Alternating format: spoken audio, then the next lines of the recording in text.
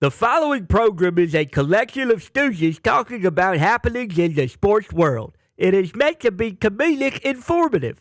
The opinions expressed on this show do not necessarily reflect the beliefs of their peers, their boss, or ESPN. There may be some cuss words because that's how humans in the real world talk. If you are young, please seek permission before watching any further. Hey. Why? Let's go! This show stinks, and the fact that you listen, we are very, very thankful for. McAfee on the line with a gorgeous assist. The all-time leading tackler for the Green Bay Packers. You ping! Stop! Damn it! Be a friend, tell a friend something nice could change their life.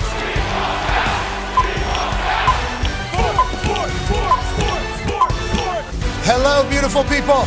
And welcome to our humble abode, the Thunderdome. On this BA Day, October 21st, 2025, this program begins right now.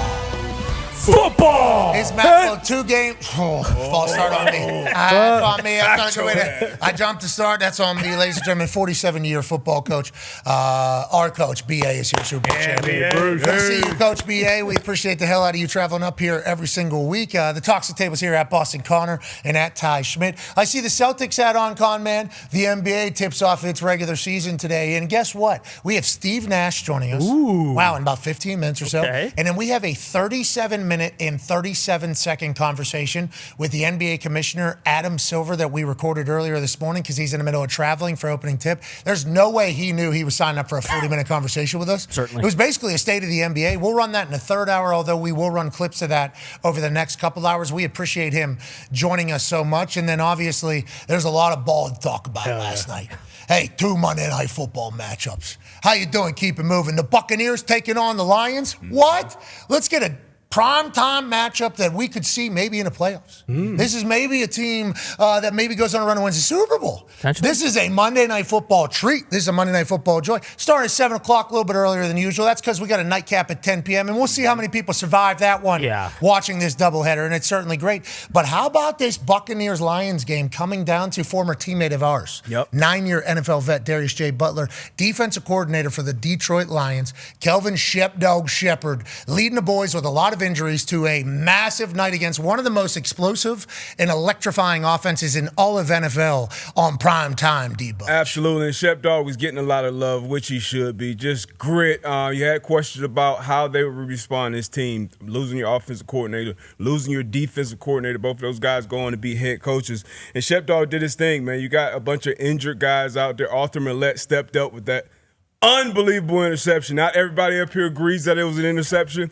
I think it was an interception and a great play on reviews. Kind of one of the game-changing moments in this game. Bucks hung around. They hung around in the first half. I thought this would still come down to the wire, but the Lions ended up getting it done. Jahmyr Gibbs, he is phenomenal on the offensive side of the ball. I mean, it's kind of a resurgence of like running backs. We got obviously Bijan, Jahmyr, C-Mac, all these guys. Jonathan Taylor doing his thing, but he is unbelievable. Sonic and Knuckles, getting the ball broke away early, had a big-time run, was big-time in the air as well as the receiver, which he does week in and week out. Montgomery didn't have that big of an impact, but this guy right here, you can ride number 0. Jared Goff, still slinging it, taking care of the ball, making plays down the field. St. Brown broke the game open early with a big-time touchdown. So the stars showed up for the Detroit Lions. It was a lot of talk about who wouldn't be there, but when these guys showed up at home, and they showed out, we were all kind of surprised about the spread going into this game, 6.5 points. But they showed us kind of early that why they put it there and why they'll be there at the end of the road. Yeah, 6-7 points was the spread, so 6-7 points was Ford Field, real home field advantage, felt like, honestly. Yeah. Big time. With what happened to that Buccaneers offense, it felt like the defense was hunting, and obviously, you just mentioned it there. The conversation was about who wasn't there. Jack Campbell is awesome. Yeah. This guy's great. Whiteside, learned about him last night because they showed him. This guy's undrafted last year or whatever, comes in, makes some massive plays for him. There's a bunch of players just all over the place for that Detroit Lions team that we're being kind of introduced to. And on the offensive side, Jahmyr Gibbs is so fast. This guy's unbelievable. Yeah. The number 0 looks so cool, too. Sick. Like, I was kind of on the fence about Same. adding 0 into it, and then you see a guy running 35 miles an hour on Monday Night Football, and it's like, wait a minute, I think I like the number 0. Now, let's talk about the Tampa Bay Buccaneers side of this entire thing. Obviously, we thought it was a big spread because how much we respect the Tampa Bay Buccaneers. Mike Evans was back. Mike Evans gets hurt in the game last night. They said something about his collarbone. He's going to be out. So that breaks the streak that has been an incredible run of 1,000 yards receiving, going and going. He breaks his collarbone, gets a concussion. He leaves, which is obviously not fun. But Baker Mayfield playing. This team was ready to roll, it felt like, for a playoff push throughout the beginning of the season. They're getting healthier as opposed to getting more decimated with injuries like they were at the beginning of the year. Coach B.A., obviously you won a Super Bowl down there. You're still very close to that place. What are the thoughts on the Tampa Bay Buccaneers after last night? And how do you think they come out of that game thinking? I think they're all disappointed that Mike got hurt. You know, that streak means so much to everybody in that organization, and Mike means so much to the organization. Was a hell of a play, and he caught it, and then obviously broke his collarbone. But, for me, playing in Detroit without your right tackle, that's bad news. And Aiden Hutchinson was eating it up. He's a beast. Now you're stuck in what I call butt nug. You're all blocked up and nowhere to go. Okay. You're chipping with this guy. You're chipping with that guy. They're double teaming everybody. Those other 3 guys. All right. So it's like that's bad business. And Aiden Hutchinson was the real deal. Tampa Bay's been able to win with some injuries throughout early in the year, and we're calling them the last play boys. And we thought there was a chance maybe Tampa Bay does some Baker Mayfield magic towards the end of this potential game because that's how they've been. Do you think they just ran into a really good team? So, like, getting by maybe not possible? Like Lions, how do you view them after last night? This is a team that, we'll talk to Schrager in the third hour. He was out there in Seattle last night. He was doing hard time out there. Sure. He was traveling over. Yet? I don't think so. Okay. I think he has 0 hours of sleep. Coming into the season, he was like, I think the Detroit Lions, 2 new coordinators, a lot of new things. I think they're going to miss the playoffs is what he said. That was like his aggressive take, super duper take. I think he was even saying it was a little bit extra in that entire thing. But can you talk about what they've been able to do with 2 new coordinators that maybe should get talked about more? Or what is the heightened responsibility that everybody has now with 2 new coordinators? What are your thoughts on Dan Campbell being able to get this ship still go? He obviously got the right guys. They're not missing a beat on offense. I thought Jared had a little tough game. Bucks defense kept him in it for a while, but Kelvin does a great job with that defense. Shep, losing all your DBs, but still being able to play man. But it wasn't just traditional man. They were double, single. And with that pass rush for a quarterback to figure out who the hell is the single, that's hard. That's hard. And then when you lose your check downs because they're chipping and barely ever getting out, it's a bad recipe. And then the money down, too. We always talk about the money down, red area.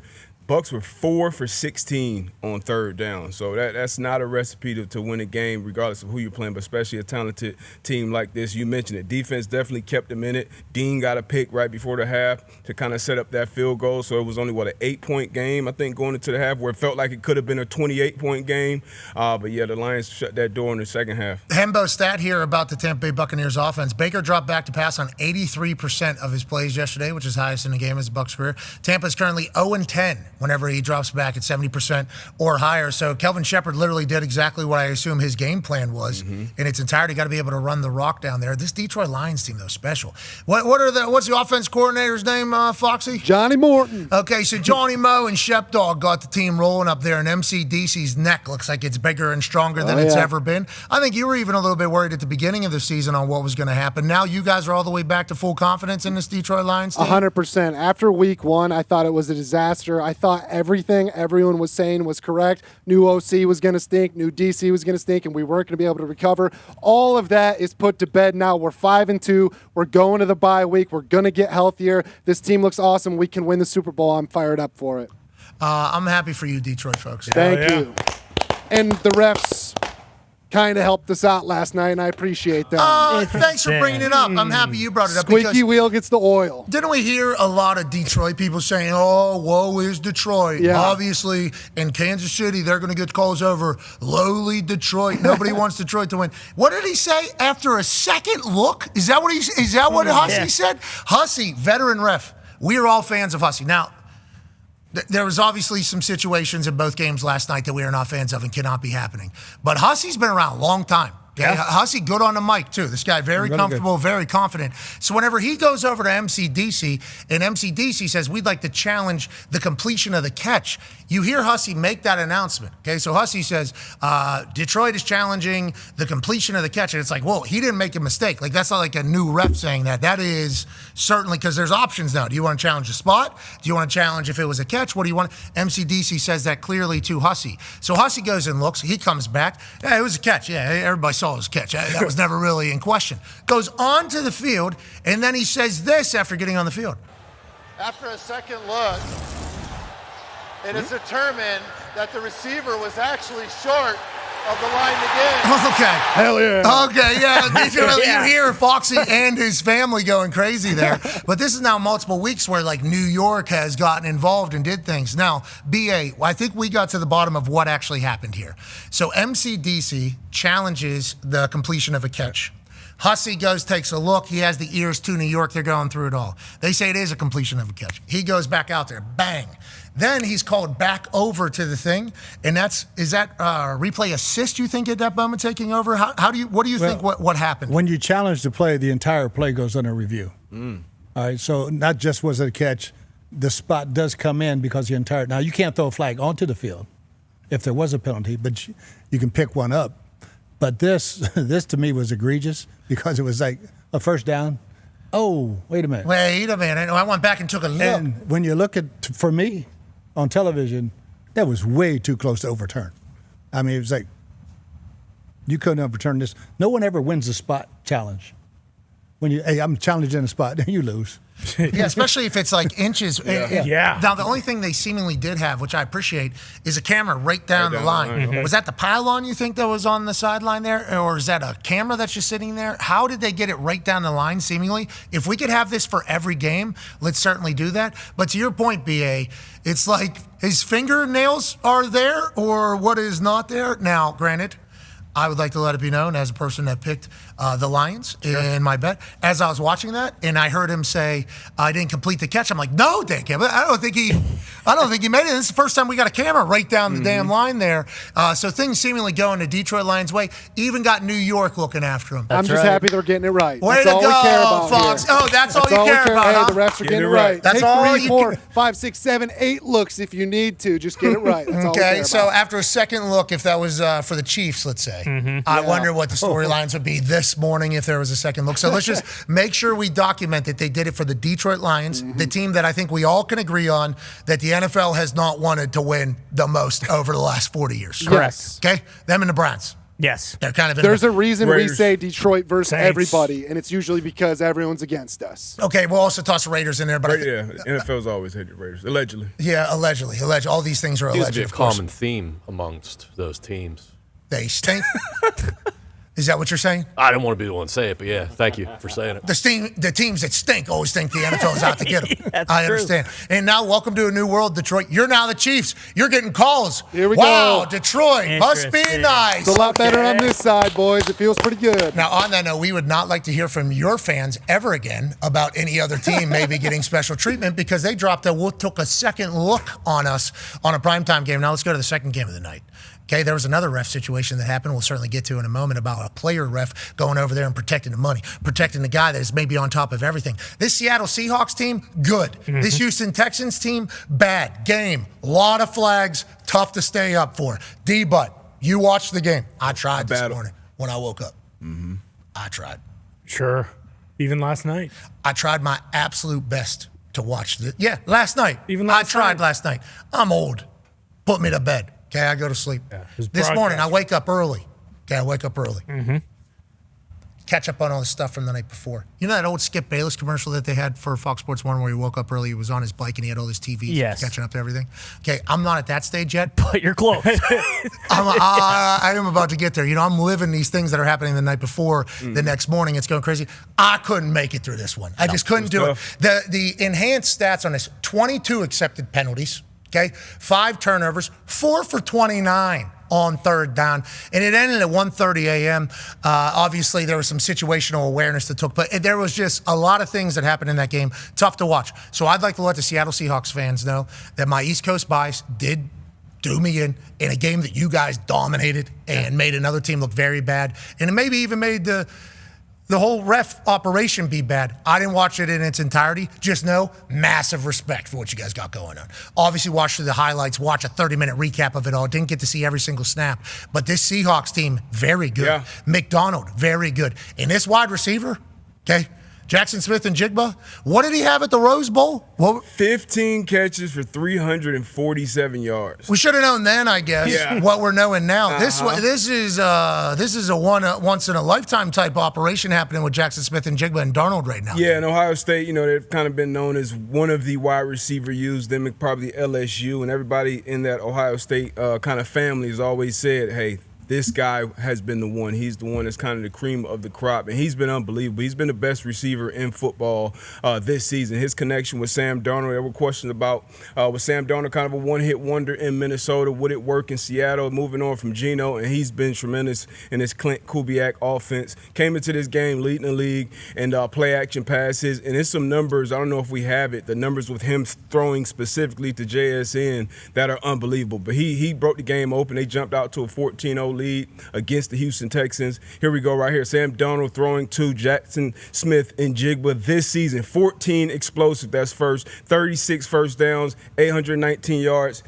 41.3 EPA. We all know what that means. But, leading the league in all those numbers. We can turn on the tape. I don't care what you know or don't know about football. 11 is special. He's been special. And that offense, just Sam Darnold, how he's operating that offense in general. I only expect him to continue to get better. We'll see how they use those backs.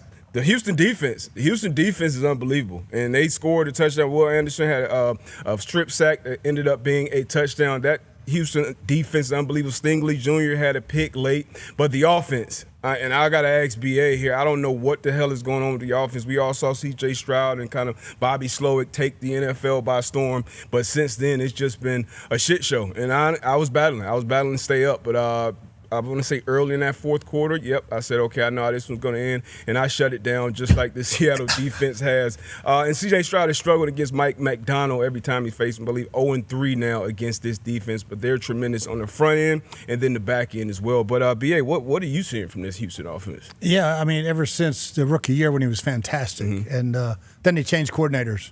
They get rid of Laramie Tunsil. They get rid of Mixon. That's a lot. You start not replacing those guys with top-tier players, especially your left tackle, and the sacks are coming, the pressures are coming. That sophomore slump has turned into a junior slump, and don't know what happened between Bobby Slowick and everybody. They were rolling, and then all of a sudden, boom, and they changed coordinators. But it's hard to watch that offense right now. Yes, that was the main reason. Yeah, and it's like the Seattle Seahawks defense might be a part of it, obviously. They're a very good defense, and we got massive respect for him.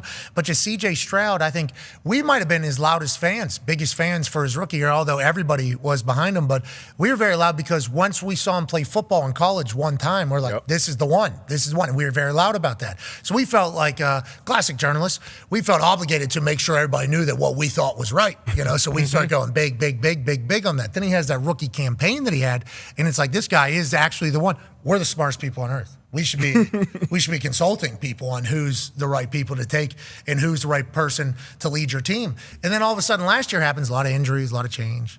Then this year starts happening. It's like, wait a minute, how do we go from this place where the Houston Texans were dominating the AFC South, and it was going to happen for the next 10 years, to now here we are thinking, man, that was tough to watch as a football team. And I don't know how we got here. Legit. We like D'Amico as the coach, right? Yeah. We like Casario as the GM, right? Now you talk about some of the moves that have been made. It's like maybe he thought higher of some people that he had on the team than they actually had, or maybe it's just not working out. I don't know. This Houston Texans team is nowhere near what we thought they were going to be. J.J. Watt thought he was going to be able to come on the show every week and talk shit about the Houston Texans for the next 10 years. Yeah. Certainly. That is exactly what he thought. Yeah. Nico gets hurt last night. He's obviously an incredible talent. But I don't know what happened to the Houston Texans. This is kind of befuddling, I think is the proper word to kind of use it. But maybe the Seattle Seahawks in primetime were just that damn good. We also got to hold that into consideration. And like the offensive line thing, like so many people on the internet are blaming Casario. scenario. Like, this guy needs help on the outside. This guy needs a better O-line. Like, Tunsil is one of those trades you might not know for a couple years whether or not that's great, but it's not as if Washington's undefeated and they're playing really well. And then when you think about the guys he did get on the outside, he drafted 2 wide receivers, both who were definitely up there when considering what people thought they were going to be, the 2 Iowa State guys. And then Christian Kirk. And Christian Kirk got released. Caserio made a call, said, no, we're going to give you a pick for Christian Kirk, and that's how they got him. So it's not as if Caserio is to blame. It's more so just like the first, maybe not first case study, but we talk about like how good Josh Allen got, going over through the years. Like, he is the guy that everyone emulates as in like, hey, if your rookie quarterback isn't great, he could still be great. Look at Josh Allen. And CJ Stroud, at least for me, is the first like, hey, if your quarterback, his rookie year is good, don't, hang your hat on him because he might slowly but surely look worse. And we're talking about the O-line, but then we're running clips and he's got a clean pocket and he's throwing balls that aren't typically CJ Stroud balls. Like with the one down the sideline when it was 27-13 or 27-12 with like 6 minutes left right there. That's a clean pocket and he throws a pretty good ball, and then the defense is just a great play. And then you look at the touchdown or the attempt on the goal line too, and he throws a pass that in years past, even maybe his rookie year, he makes that throw and it gets deflected. It's just he's just not playing as well, and maybe there is a real regression that happened with him. But I don't know shit about that because, like, in an NFL building, I'm not sure what quarterbacks do when they're great rookies and then continue to get better. Yeah, Jaden Daniels, I guess, would be the next person that we're going to continue to monitor. Feels like him and Cliff Kingsbury still got it. But once again, that's the same OC. They get rid of Bobby Slowick after having all the success. Now, are they going to be able to find that magic back for C.J. Stroud? We all hope so, obviously. And, because it's the Indianapolis Colts division now. But we'd like the Houston Texans to not be ass because we love that city and obviously what they have going on. There was a situation in that game before we wrap this up and pivot to the NBA. Nate Jones, I believe is his name, the official from last night that potentially saved Jackson Smith and Jigba and the Seattle Seahawks from getting into an all-out brawl with the Miko Ryans' Houston Texans on the sideline while we're sitting on the bench. He comes flying in. Whoa, boys, I got stripes on. Can't hit me. Can't hit me. Everybody relax. Nobody's going to be hitting me. Now, this is like whenever you're exiting in an airplane. Do you go front towards or do you go back towards? Sure. The decision. And he made the decision here. He's going front towards. Mm-hmm. Okay, he's getting in there. Maybe make sure he can protect it. I think if he would have turned that thing and did this one too, I think we have the same outcome. But I appreciate him going right into kind of a nurturing situation. This guy's got no helmet. He's on the other team sideline. Holy shit, this could escalate very quickly. He's an ex-player. Shout out to him. Ex-player is a ref. We appreciate the hell out of him getting in there and saving a good situation. That's good reffing. Yeah. Okay, we got a spot like that because there is some ass reffing happening out there. And him, former player, being a ref, made us revisit this thought. The NFL needs to just create an academy of some sort for ex-players to be able to become officials. So in the NFL, they have, in the NFLPA, they have something called the Broadcast Boot Camp, okay, where guys that are in the NFL are allowed to apply, and then they go to this Broadcast Boot Camp, and then there's network executives from every single different network, and you basically get to learn what a potential job could be. You also get to showcase if you could be good in front of them. Now, I got turned down to that thing 3 times. I think I'm the only person on TV out of the NFL that did not go through the Broadcast Boot Camp. Never was allowed in. Thank you so much. I appreciate you. Thank God I didn't get invited. Now, on that note, it has helped out a lot of ex-players. It has given a lot of ex-players a lot of incredible opportunities. We need to do something similar for officiating. And I think the NFL could do, big babyface play here if they get ex-NFL players to find like a purpose now, and they're probably going to be good.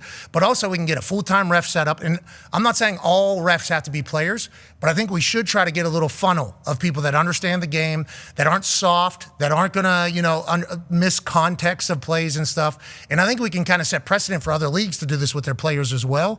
It just feels like it's an easy thing to do, but what do I know? I don't know. You could probably get these guys to move to a place, go to the academy, do year-round training, have them go to spring practice, have them go to training camp, have them do all that shit. And then obviously once they get to the level in which you're comfortable with them, you put them in. Have them do some college games, have them do some preseason games, have them do practices, do this entire thing. I think you can set up like a feeding ground almost for ex-players to give back to the game and hopefully make our game better. But what the fuck do I know? Honestly, B.A. I don't know. I assume you've been talking about the refs for a long time. We brought this idea up a long time ago, and it comes back to the union. They got to join the union to ever get on the field. The refs union? The refs union. And the refs union run the whole thing. So and we just hopefully that contract comes up soon and we can break it. And hopefully we can get this in place so that we replace them with quality people rather than the scabs. Also, May 2026, I guess, is the NFL Ref Union deal is up. So if you have any ideas, let's certainly do that. We appreciate all the refs of the past that have certainly laid the groundwork to get us to where we are. Refs are a very important part of the game, need to be full-time. And also, we need better access for players to get in there and get back to Tough job. Tough job. Yeah. And so if a guy wants to do it, we should allow him to potentially want to do. Not a lot of people want to be coaches. A lot of time, brother. Not a lot of people in the earth want to be refs. But if people want to, there should be an easier way to kind of get them in there. And maybe we got another Nate Jones of the future that saves the situation happening after the game. Now, let's talk about the NBA. Huge day for the NBA. Congrats to them. Their season starts tonight on NBC at 7:30. You got Houston at Oklahoma City. And then at 10 o'clock, you got the Warriors at the Lakers. Now, the Lakers are without LeBron for a little bit because he's got a sciatica. Joining us now, co-host of the Mind the Game podcast, and also senior advisor, I believe, for the Phoenix Sun, an NBA Hall of Famer, multiple-time MVP, 18-year vet, ladies and gentlemen, Canadian Steve Nash. What's up, everybody? Hey, sorry you had to catch the tail end of me saying that we need full-time refs over here. Do you have any answers for the NFL? We need to figure it out. Well, I thought the front toward or back toward was an important topic this morning. Like that's a tricky area of debate here. Like I'm not, I don't know like what I would choose. It's tough. So have you ever on a sideline, maybe on a bench, because things are tight there, on your guys' NBA benches, they're tight. Have you ever had to do the excusey? You ever have to do that? Did you do butt down? Did you do face down? What was your move, Steve? I don't know what's Canadian. I tried to go neutral, neutral right between, not front or back. Just how can I, weave my way through here? Definitely, yeah. Front, back, it's kind of awkward. Get thin. I understand what you're saying. Congrats on another season starting. You're also doing coverage for Amazon, I believe. Let's go. Yeah. Sure, yeah. Thank you. Excited. Yeah, what does that entail? What does that mean? And what has been happening to lead up to this moment to launch off with Amazon? Yep. So Amazon Prime's NBA coverage starts Friday night. We have the Celtics and the Knicks, Lakers, T-Wolves. We'll be in studio from LA. The great Taylor Rooks, my buddy Dirk Nowitzki, Blake Griffin, Udonis Haslem, and myself will be in studio for those two games, pregame, halftime, postgame. Great crew, super fun to work with. We've had rehearsals, we've had seminars, we've done a little bit of prep, and everyone's just excited. For me, it's fun because we get to hang, just watching games together, talking about the game, being together, great chemistry. I think we can really develop a fun show, and I'm excited to kind of get into your world a little bit, Pat. Yeah, well, you've been in our world, and we know that if you were to get into anything that we do, you will dominate it. We watch you do a lot of things in here, and you were great at all of them, including House and Wine.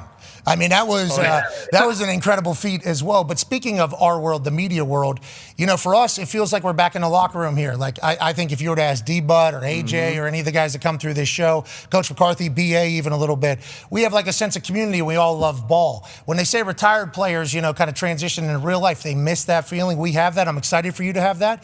But do you also appreciate the fact that the NBA right now has so many of the ex-GOATs? I mean, yourself included now being a part of it, being a part of the coverage. That's good for the game ultimately. Do you agree with that?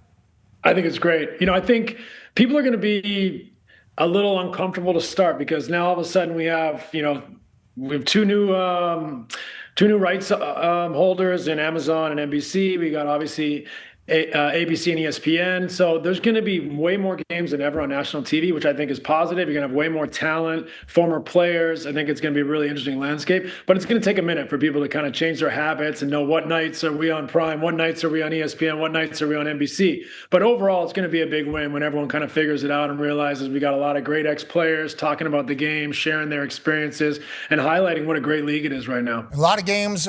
We had a full conversation with Adam Silver that will be airing in about an hour and a half or so earlier this morning, and just talking about negotiating and kind of transitioning into this new media rights deal with streaming and social and obviously still having linear games. I think it's great for the NBA. Also great for the NBA, I think the style of play. What have you seen by the style of play seemingly last year that's going to carry into this year that maybe is different than 5 years ago or 10 years ago, if you had to describe it? Yeah. For sure. I think we have this kind of debate, I think.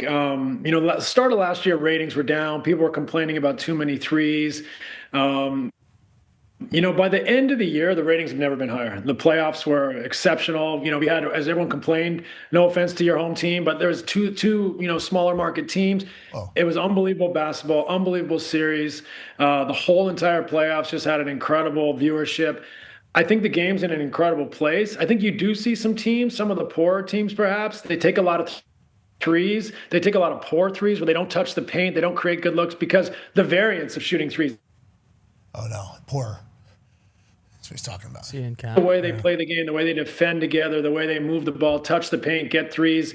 I think that's what's, makes this game so beautiful because it's kind of become, instead of like being super predictable, dribble down, throw it in the post, run a set. Now it's kind of more jazz. We're reading and reacting. We're trying to knock the first domino down, swing the ball. Someone attacks a closeout. Now we're playing basketball together and how to read and react rather than it's just going into the post to this guy and, 9 guys are standing and looking at him. So I think the game's in a great place with the pace, the space.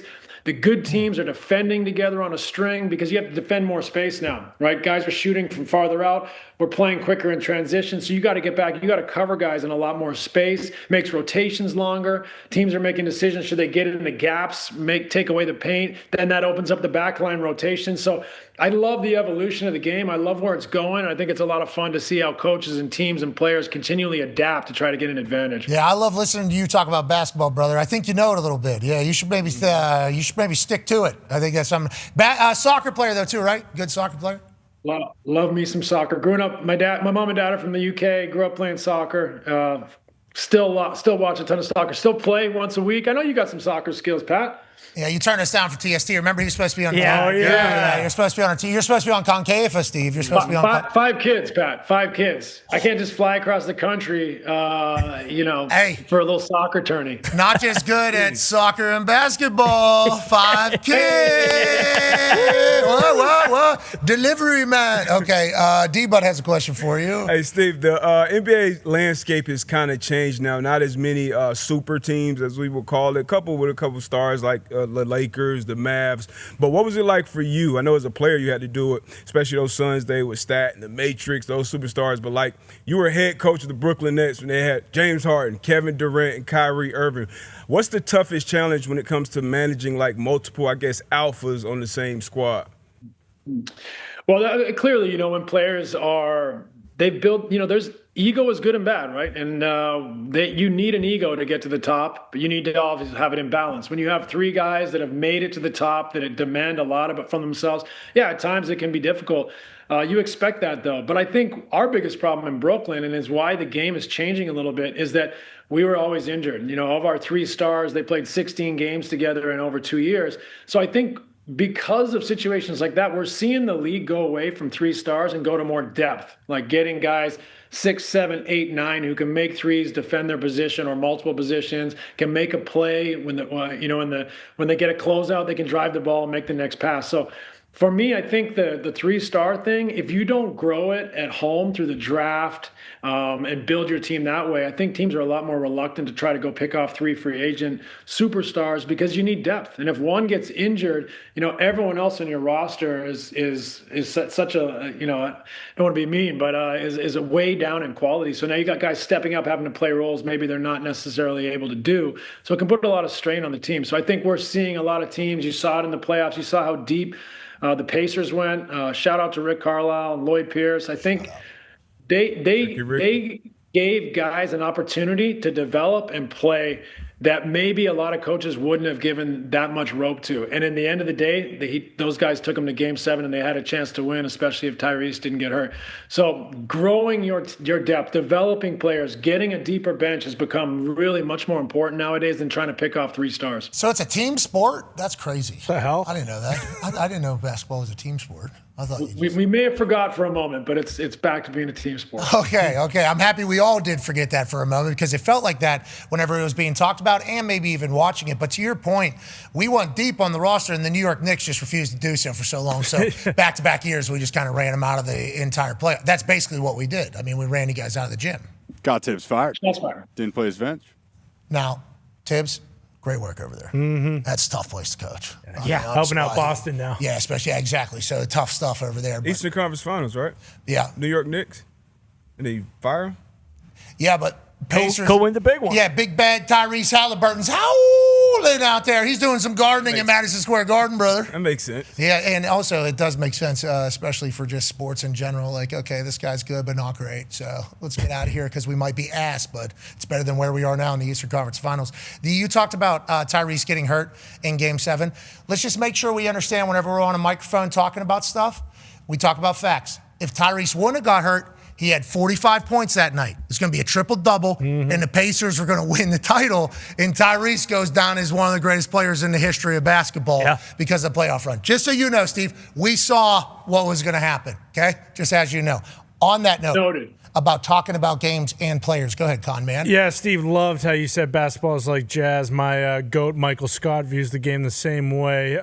When you're commentating for these games, during the pre-show, the one, we all know is the TNT show. And, we see it. Shaq and Chuck do not hold back. They will bury anybody and anybody to their face and also will admit when they're wrong. Have you thought about that, how you're going to approach talking about these superstars, most of whom, you've worked with and you have been one in the NBA when you were playing? Like, how do you kind of approach that aspect of it when Kevin Durant or James Harden or Kyrie Irving, who, they gave great answers about the Brooklyn Nets debacle on starting five, but have you really thought about how you're going to talk about those types of players when things aren't going too well for them? I'm going to kill him. Honestly, like you brought up Chuck and Shaq, and I think the biggest thing, you guys will know this, you got to be yourself, I think, on TV, and the audience is only going to want to hear from you if they feel like you're authentic. So we're going to all have to find our voice, find that chemistry. That show has been gold. It's been entertainment. For us, we're going to probably take a slightly different direction just because of the personalities. I think, maybe part of us would be more analytical, breaking down the game a little more. But like Udonis Haslem, he is a straight shooter. He's gonna give it to you exactly how he sees it. BG, obviously Blake Griffin, a super smart player, but also super funny. Very funny. So Dirk barely speaks English, so I will figure it out. We'll figure it out as we go. Guten Tag, just the whole time. That'd be incredible. Can you speak German? I know a couple cuss words. That's about it. So, Ein groß Bier bitte. Okay, we know that one. One big beer, please. Let's see. Danke. Of course. That means thank you. Dirk can't. That's anytime you get a non-English. Was ist das? Who? Was ist das? This man was born in Germany. What is this? Was ist das? Close enough. My dad speaks German. Yeah, I think that's yeah.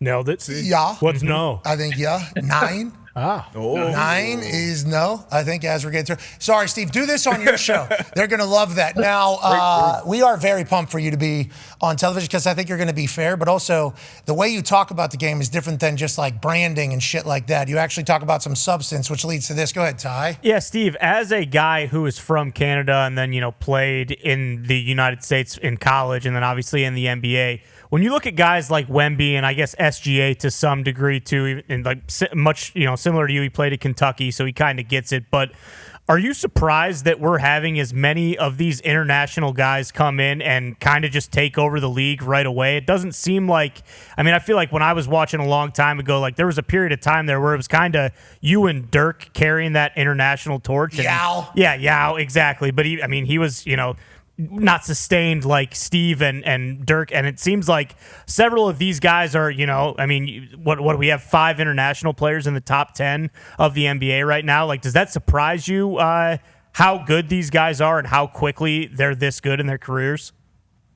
Give you your to further your point, I think it's the last 7 MVPs have been international players. Yep. So it's a global game. I think that's the bottom line. As the game's grown around the world, the leagues become more popular. The league inspires the next generation. And then we also got to take our hat off to places around the world that develop talent. Like the European countries do an incredible job teaching guys the game of basketball. I think we do more of a volume job. We got a lot of people playing. Obviously, there's some great coaches, but AAU basketball, take it or leave it, some of it, it's not all great. Whereas they have a club system in Europe that really hones in on fundamentals. It's not all just roll the balls out and play. Now, I don't want to be unkind to all those great coaches there are across the country, but the system doesn't allow for as much coaching as it does playing and marketing players to get college scholarships or NIL deals or whatever it may be, or to fund an AAU program. So the system's just set up different. So I think that's one of the factors. Lot of talent in the United States. A lot of people love the game. A lot of great coaches, but the system I don't think is as efficient as a small club in Slovenia or Croatia or Spain that's really honing in on details, teaching the game, and giving guys an opportunity to really develop. They're all smacking the wood, huh? Is that what you're saying? They're smacking the wood, bopping the wood? Getting down, smacking the wood, playing D. Mm-hmm. Yeah, they're bopping that wood there. Yeah, bopping wood. You guys love bopping wood in basketball, don't you? That's kind of a part of it, especially international hooping. I'm going to stay out of that one. But that was good. I'm talking about, fundamentally sound bopping the wood. Bopping the wood. You know what I mean? You know what I'm talking about. That's what you're saying these guys are doing, bopping wood all the time. Not just some of the time. There's a different level of bopping at different places. And that type of fundamentally strong bop is better than just half-ass bopping all the time. Yeah, Celtics preach you got to eat wood if you want to win games. Yeah, Missoula's all about not just bopping, but we're eating. Exactly. We're getting out there. It's about the wood, bro. You know that, Steve. Basketball, all about the wood. I learn something new every day. You're the expert. You get on TV. We shouldn't be teaching you that this is a wood thing. I'm not. I stay out of that wood zone. It's a good play. Yeah, because you don't play anymore. Yeah, he used to bop the wood. Yeah, though. So good. I remember king of the wood. Yeah, you used to be all over that wood, dancing on the wood. Yeah. You know what I mean? He'd be dancing on the wood. Dancing on the wood. Yeah, it looked so smooth. Oh, yeah. Yeah, you remember every once in a while we get a cool little Steve Nash kick of balls on wood. Yeah, oh, yeah. Now we got balls on wood. Yeah. You know what I mean? Exactly. And that's what we're here for. All right, Steve, Coach BA, our coach, has a question for you. Yeah, Steve, I'm being a big Suns fan myself, being out in the desert for 5 years. What's it look like for our Suns this year? Good question. Well, it's a great question, Coach. I think the first thing we would say is it's a cultural reset. They swung for the fences the last few years, didn't really get far in the playoffs, decided to kind of reset the organization. So they have a rookie coach, they have a rookie GM, and trying to really just create an environment where players feel like they can get better, they can develop an identity, and also just without assets. The Suns don't have their own draft pick for years right now. You got to develop some players in house, and you got to develop a style of play and try to be better than the sum of your parts. So it's been really exciting to see Jordan Ott, our first year coach here. He's created an environment where all the players are working hard, they're competing, they're combative, but they feel like they have an opportunity and a path to get better. So that's all you can do at this stage or arc of development. And I think for the Suns right now, they're controlling the controllables. And I think win, lose, or draw, it's going to be a team you're going to be proud of watching, and they're going to surprise you a little bit because they're going to be super competitive. They're going to share the ball. They're going to play hard. And I think the Valley will really enjoy watching them play. God, I love that city Great. over there. I love that city over there. So nice. That place is so beautiful, man. I mean, the arena. The arena is so beautiful. I mean, everything about that place is awesome. I hope both the football team and basketball team get very good before my wife and I and family move out there. Sure. That is what we are. That is what we are hoping for. Before we let you go, and we appreciate you stopping by, I'm going to put you on the spot here. Okay, I'm going to put you on the spot. TV. Wow. We're doing it. Rushmore on X dropped this morning, our 4th episode. And this week was Dunkers. And Shaquille O'Neal, Reggie Miller, Ari Emanuel, and Ben Persky put together their Rushmore of dunkers. Each person individually put together their top 4 dunkers of all time to start the conversation. Then they have to come together to get a final 4. Here's Reggie Miller's Rushmore of dunkers. First thoughts as you look at this. Any obvious omissions that you would put in there? And how do you feel about the 4 that Reggie brought into the convo? I actually really like that. I would have had Vince, MJ, and Dominique in there. Zach, though, super worthy. I mean, crazy speed off the floor, incredible dunker. I like Reggie's Rushmore. What do you think? I don't know. I'm not the person that should be given any. LeBron. Okay, I'm going to say LeBron obviously has some of the biggest ones. He's very strong. Sean Kemp. Hey, man, yeah, he was nasty. I think Kenyon Martin's name was mentioned. Yeah, power dunker. I mean, Shaq himself. Shaquille O'Neal was on the show, and I'm not sure, how that whole conversation went with him, especially Reggie going, "You broke how many backboards? Don't care. Okay, you don't make my list here. We got the human highlight reel here, brother.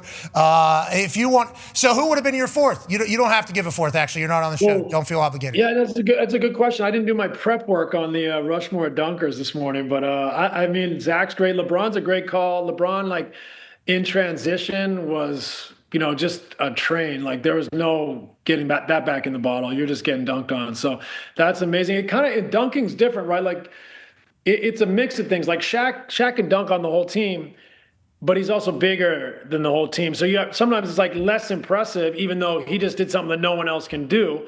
Whereas like Zach LaVine, 6'4", Bingo.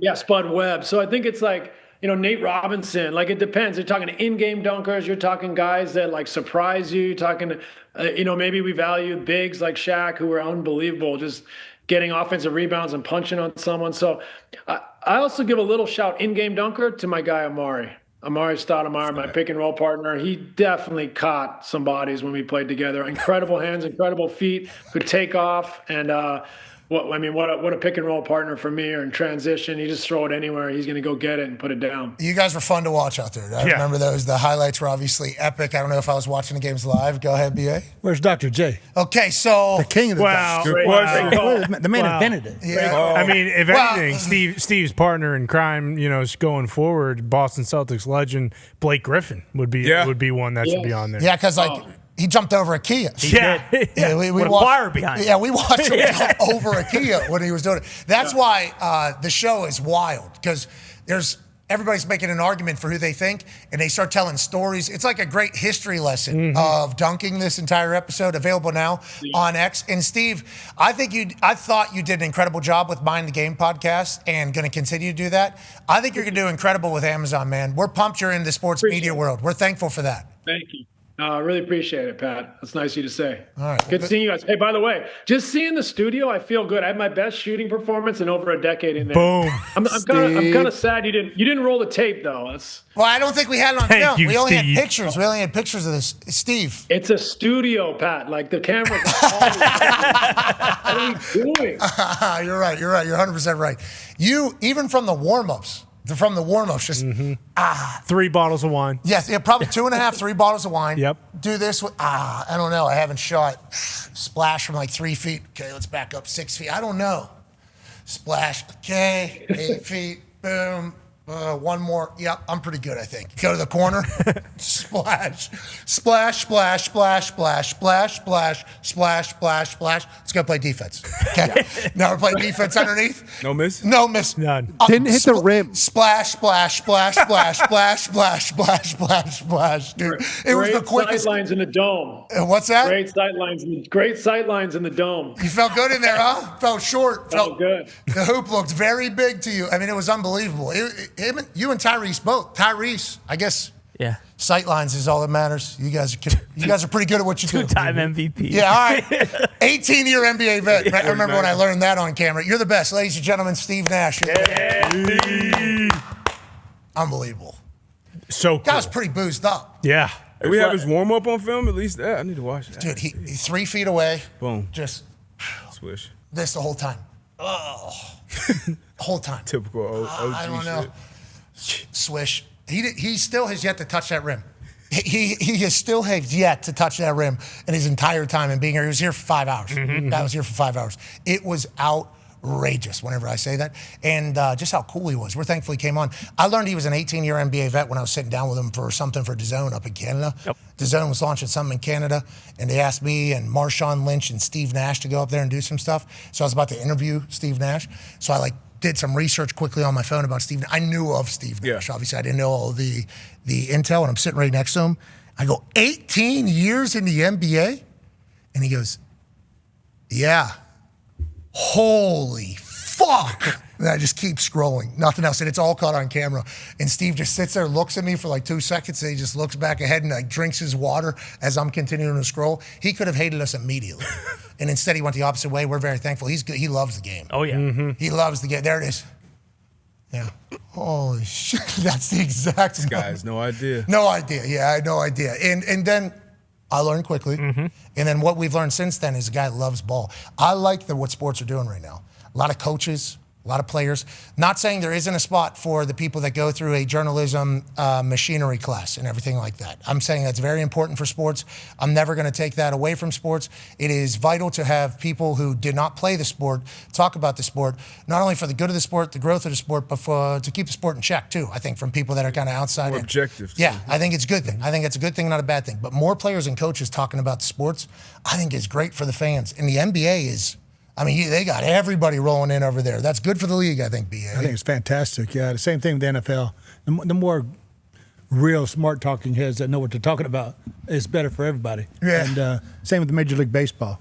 You know, when you got A-Rod and Big Papi and those guys on there, that's a hell of a show. Yeah. Okay, so let's talk about baseball. Last night, huge night in the baseball world.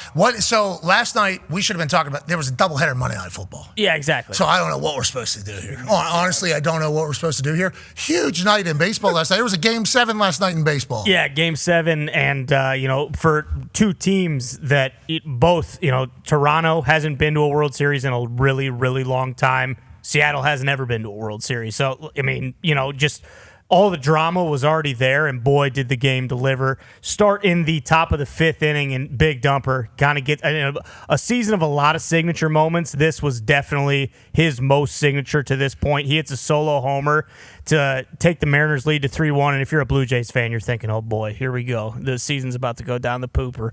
But then in the bottom of the seventh, with two guys on, right after a pitching change, George Springer, he gets a sinker right down the middle, and it was absolute bedlam in Toronto.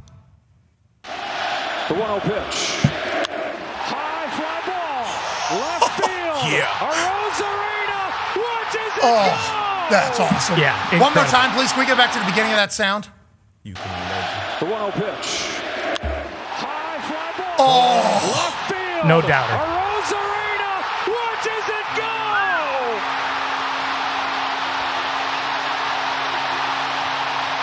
Who's on the call there? It was John Smoltz and then Joe Davis, I believe. What a call. What a moment. This guy went to UConn. UConn has yeah. a baseball team, or he started playing baseball after he went to UConn? Don't do disrespectful. UConn legend. You know UConn baseball was just in the thing with Jig last year. Don't have some respect. They were close to the thing with Jig. They But were. this is George Springer's thing though in the postseason, right? Yeah, so that homer gives him 23 for his career. He is tied for third all time for the most postseason homers. So, yeah, he's a bit of a Mr. October. A lot of people will say, hey, this guy was on the Astros. He cheated. But he has since been remorseful about that. And, yeah, anytime they needed a guy to do something, he answered the bell. And then this is the bottom of the ninth. Jeff Hoffman, Julio Rodriguez at the plate with a full count. He strikes out on a slider low and away. And the Blue Jays are going to their first World Series since 1993. Incredible game. Like the drama in that. And I, as someone who, Blue Jays beat the Yankees, they're in the Yankees division. I definitely didn't want to see them win because the Mariners had never been there. We talked to Cal Raleigh a couple times this year and followed him throughout the season. But, man, that is just incredible because you could, Toronto is and maybe Gump, this is a better question for Gump. I don't know about Canada as a whole, but, Toronto is so invested in the Blue Jays. They will, hearing that place, you could hear a pin drop in there when they went down 3-1, and it's kind of like, hey, we had the best record in the American League this year, and it's all going to be for naught. Who knows if we'll ever get the opportunity to get back to this place? And then, boom, one swing of the bat, and it's like Toronto's ready to riot. Gumpy, is that Canada's team up there, the Blue Jays? Absolutely. They all love them out there. Rogers owns the Blue Jays, the Maple Leafs, the Raptors, all of them. Oh, they need it. Yeah. They certainly need it. Yeah, lots of money. Yeah, lots of money, and they need it. He also, there was a photo I think you showed me of Vladdy with an Expos jersey on, I think, whenever he was a boy. Yeah, when he was a kid, his dad played for the Expos, and it's a great picture of him with his helmet up in the air as a young baseball player, and then with his helmet up in the air as a Blue Jay champion. What a time. You're a big baseball guy, huh? I love it. I just wanted to see the best drama. The dumper was on deck. I know. Take that damn pitch and let the dumper come up. What happened? Yeah. So the big dumper was on deck in that situation, but Julio Rodriguez was 2 for 4, you know, in this game. Like he has been nails for them. But a lot of people are saying, man, if you could just find a way to kind of get on base, work a walk there, then you're going to bring up big dumper, who earlier in the game, after he hit his solo homer, they intentionally walked him with no one on base. And you're thinking in like a situation like that, like they got to pitch them. Yeah, you kind of have to, because if they put somebody on, then, you know, a single wins the game. So like we potentially would have got big dumper for all the marbles. So yeah, it's tough. Someone released, or not someone, it was on the internet, of like the pitches in the last at bat. And none of them were strikes. They were all balls. Yeah. And he just swung 3 times. And That whole inning, the 2 batters before him, like nobody was swinging at what they should have been swinging at. Oh, the dumper could have had a chance to save the city in could've. the bottom of the ninth. Man, He could have. 1 person on. Yep. That's World Series kind of stuff. I mean, that's what dumper dreams of. Yeah. But I mean, That's what I dream of as a baseball fan. I must have fell asleep right before that all happened. I didn't get a chance to see the ending there, but boy, baseball, huge night in a Game 7. Would be great on a Tuesday. Well, you know, we'll get that for the World Series. Would be great on a Tuesday. Would be great if that was happening tonight. If we knew that was happening. Very true. In hindsight, though, like, boy, do I feel bad for you if you were like a Seattle resident and you decided to watch the Seahawks game instead of that, because that game fucking sucked and this game was awesome. So, like, you know, you'll have more Seahawks games. That could have been, you know, the end of it. But just for context, the Blue Jays, their preseason win total 79.5. The Dodgers 105.5. So like the Blue Jays were not expected to be here at all. So if you really want like the underdog against like the big bad superpower, that's exactly what we're going to get with the World Series. And David Roberts said, "Let's win 4 more games and make everybody hate us," or something. He did. Like that. And Shohei, you know, in their closeout game had the greatest game in the history of baseball. So we'll see. You know, something's got to give. Is Shohei just going to do that 4 more straight times? Let's just put him in there 4 straight times. Just let Shohei have a Shohei night and just let's go ahead and win the World Series. At this point, I'm with it. You know, hey, 4 games left. If you burn 3 years off this guy's career because you let him throw 4 nights in a row and give him the opportunity to hit 12 homers and 12 at bats, we need to see. Sounds like there's a little bit of mockery in that answer. Not at all. Yeah. I love Shohei. Blue Jays also thought they were getting Shohei when he went to the Dodgers too, so there is a little bit of beef there. Well, I want to let you know, bad news for the Blue Jays, because he is everything they thought he was going to be. Without a doubt. And he was never going to Toronto. I hate to break it to him, but he is special. Yeah. This guy is unbelievable. They released that the $750 million contract was made back in 1 year for merch and ticket sales and everything for the Dodgers. But you said best performance in baseball. Is that the greatest single game in just the history of sports when it comes to 10 strikeouts, 3 for 3? I think it's definitely on the Rushmore if there was to be a Rushmore. I don't know who else. I saw a guy scored 100-some points in a game. No, that's not real. What? That was a lot. Leslie in high school at halftime, 100 at halftime. Oh, yeah, Reggie Will Miller's Chamberlain. sister as well. What do you say? Will Chamberlain scored 100. So you saw it? Well, it was in Hershey, Pennsylvania. That's what they said. You should ask Steve. He's Were you there? No. Was anybody? There was a bunch of folks there, but yeah, Will scored 100. Really? Are we 100% sure? I'm pretty sure. I will put you as a vote for yes. Okay. Conman, you already said no. That didn't happen. Absolutely not. Ty? I'm going to say yes. D-Butt? no. Okay. And Ty's yes also comes with the asterisk that he believes we went to the moon. Correct. So we had we did go. I think we're all kind of consistent up here with How we feel about this? Yeah, a little open-minded versus, no, I believe it type conversation. On that note, I wish he did. I hope he did. Come on, people at Hershey wouldn't lie. But if Good we're people. talking about, they are good people up there, you know. I think their park is far inferior to Kennywood, but that's neither a conversation we need to have. No. Is there any... Tell him, Bruce. Tell him, Bruce. I got my first kiss at Hershey Park. Boom. That was back when it was good. Kennywood has evolved. Okay, Kennywood is the It was best. a long time ago. Long time ago, brother. What is another one? What would be another one? Is there some Game 7 hockey where there's like 4 goals? Well, what was it? The guy would have to fucking score a hat trick and have 40 saves in the net. That's what And for football, you have to throw 3 touchdowns and then also have 20 tackles. Yeah, and a pick 6. Like, I don't know how you do it. That's Game 7, too. And then it's scoreless through 7, 10 strikeouts, 3 dong shots, and everybody was hoping that would what you would do, and you go out there and do it. That guy's a machine. Yeah. Hour 2 will be on the other side. I think you'll enjoy it, or maybe it'll be ass. Be a friend and tell a friend something nice. We'll see you then. but it is great to be down here in T-Town, Alabama. Now, let's do a little history here, shall we? This is, what's your name? Gabby. Gabby, you're a senior here, right? That's correct. And what is your major? Chemical engineering. Okay. Okay, have you ever kicked anything before? No. Okay, but you said you want to do it, not get somebody else because... Yes, because I camped out for so many hours with my friend, and I got lucky enough to get picked, so let's go for it. Yes! Yeah! Yes! All right! We love that, Gabby. Let's go. $300,000 if you make this kick right here, Gabby, okay? Oh, my gosh. That seems fair. I don't know what a chemical engineering degree costs, but hopefully that'll help towards it all. My parents would love that. Okay. I'll throw in 200 as well. He's throwing it to $500,000.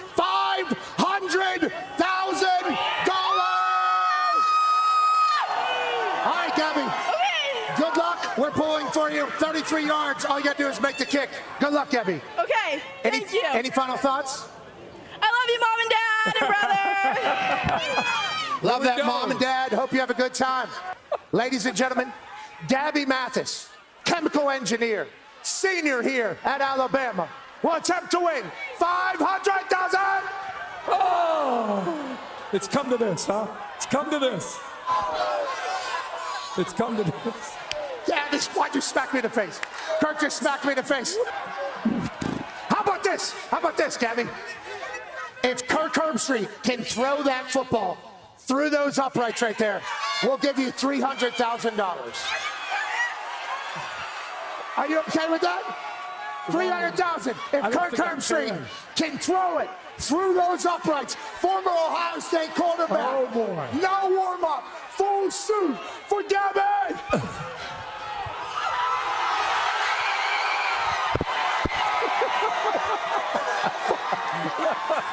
Get Gabby, get Gabby, get Gabby. Congratulations, Gabby. All right. It's getting even more pricey. Kirk Herbstreit, I did not know you had that in you. You son of a bitch. Oh, that's great. Gabby, it's for you, your mom, your brother, the whole family. Congratulations, and Kirk. Good on you, man. It was close. Back to you, Reese. Jeez. Way to go, Gabby. Hey, what a moment. You know, I love the fact that Gabby wanted the experience. You know, blue-eyed Buckeye still got a little sing in that arm of his. The following program is a collection of stooges talking about happenings in the sports world. It is meant to be comedic informative. The opinions expressed on this show do not necessarily reflect the beliefs of their peers, their boss, or ESPN. There may be some cuss words because that's how humans in the real world talk. If you are young, please seek permission before watching any further. Hey. Why? Let's go. This show stinks, and the fact that you listen, we are very, very thankful for. McAfee on the line with a gorgeous assist. The all-time leading tackler for the Green Bay Packers. You ping. Damn it! Be a friend, tell a friend something nice could change their life.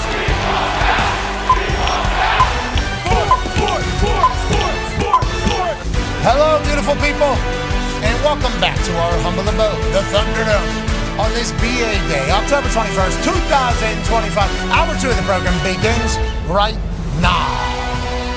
Football! Yes!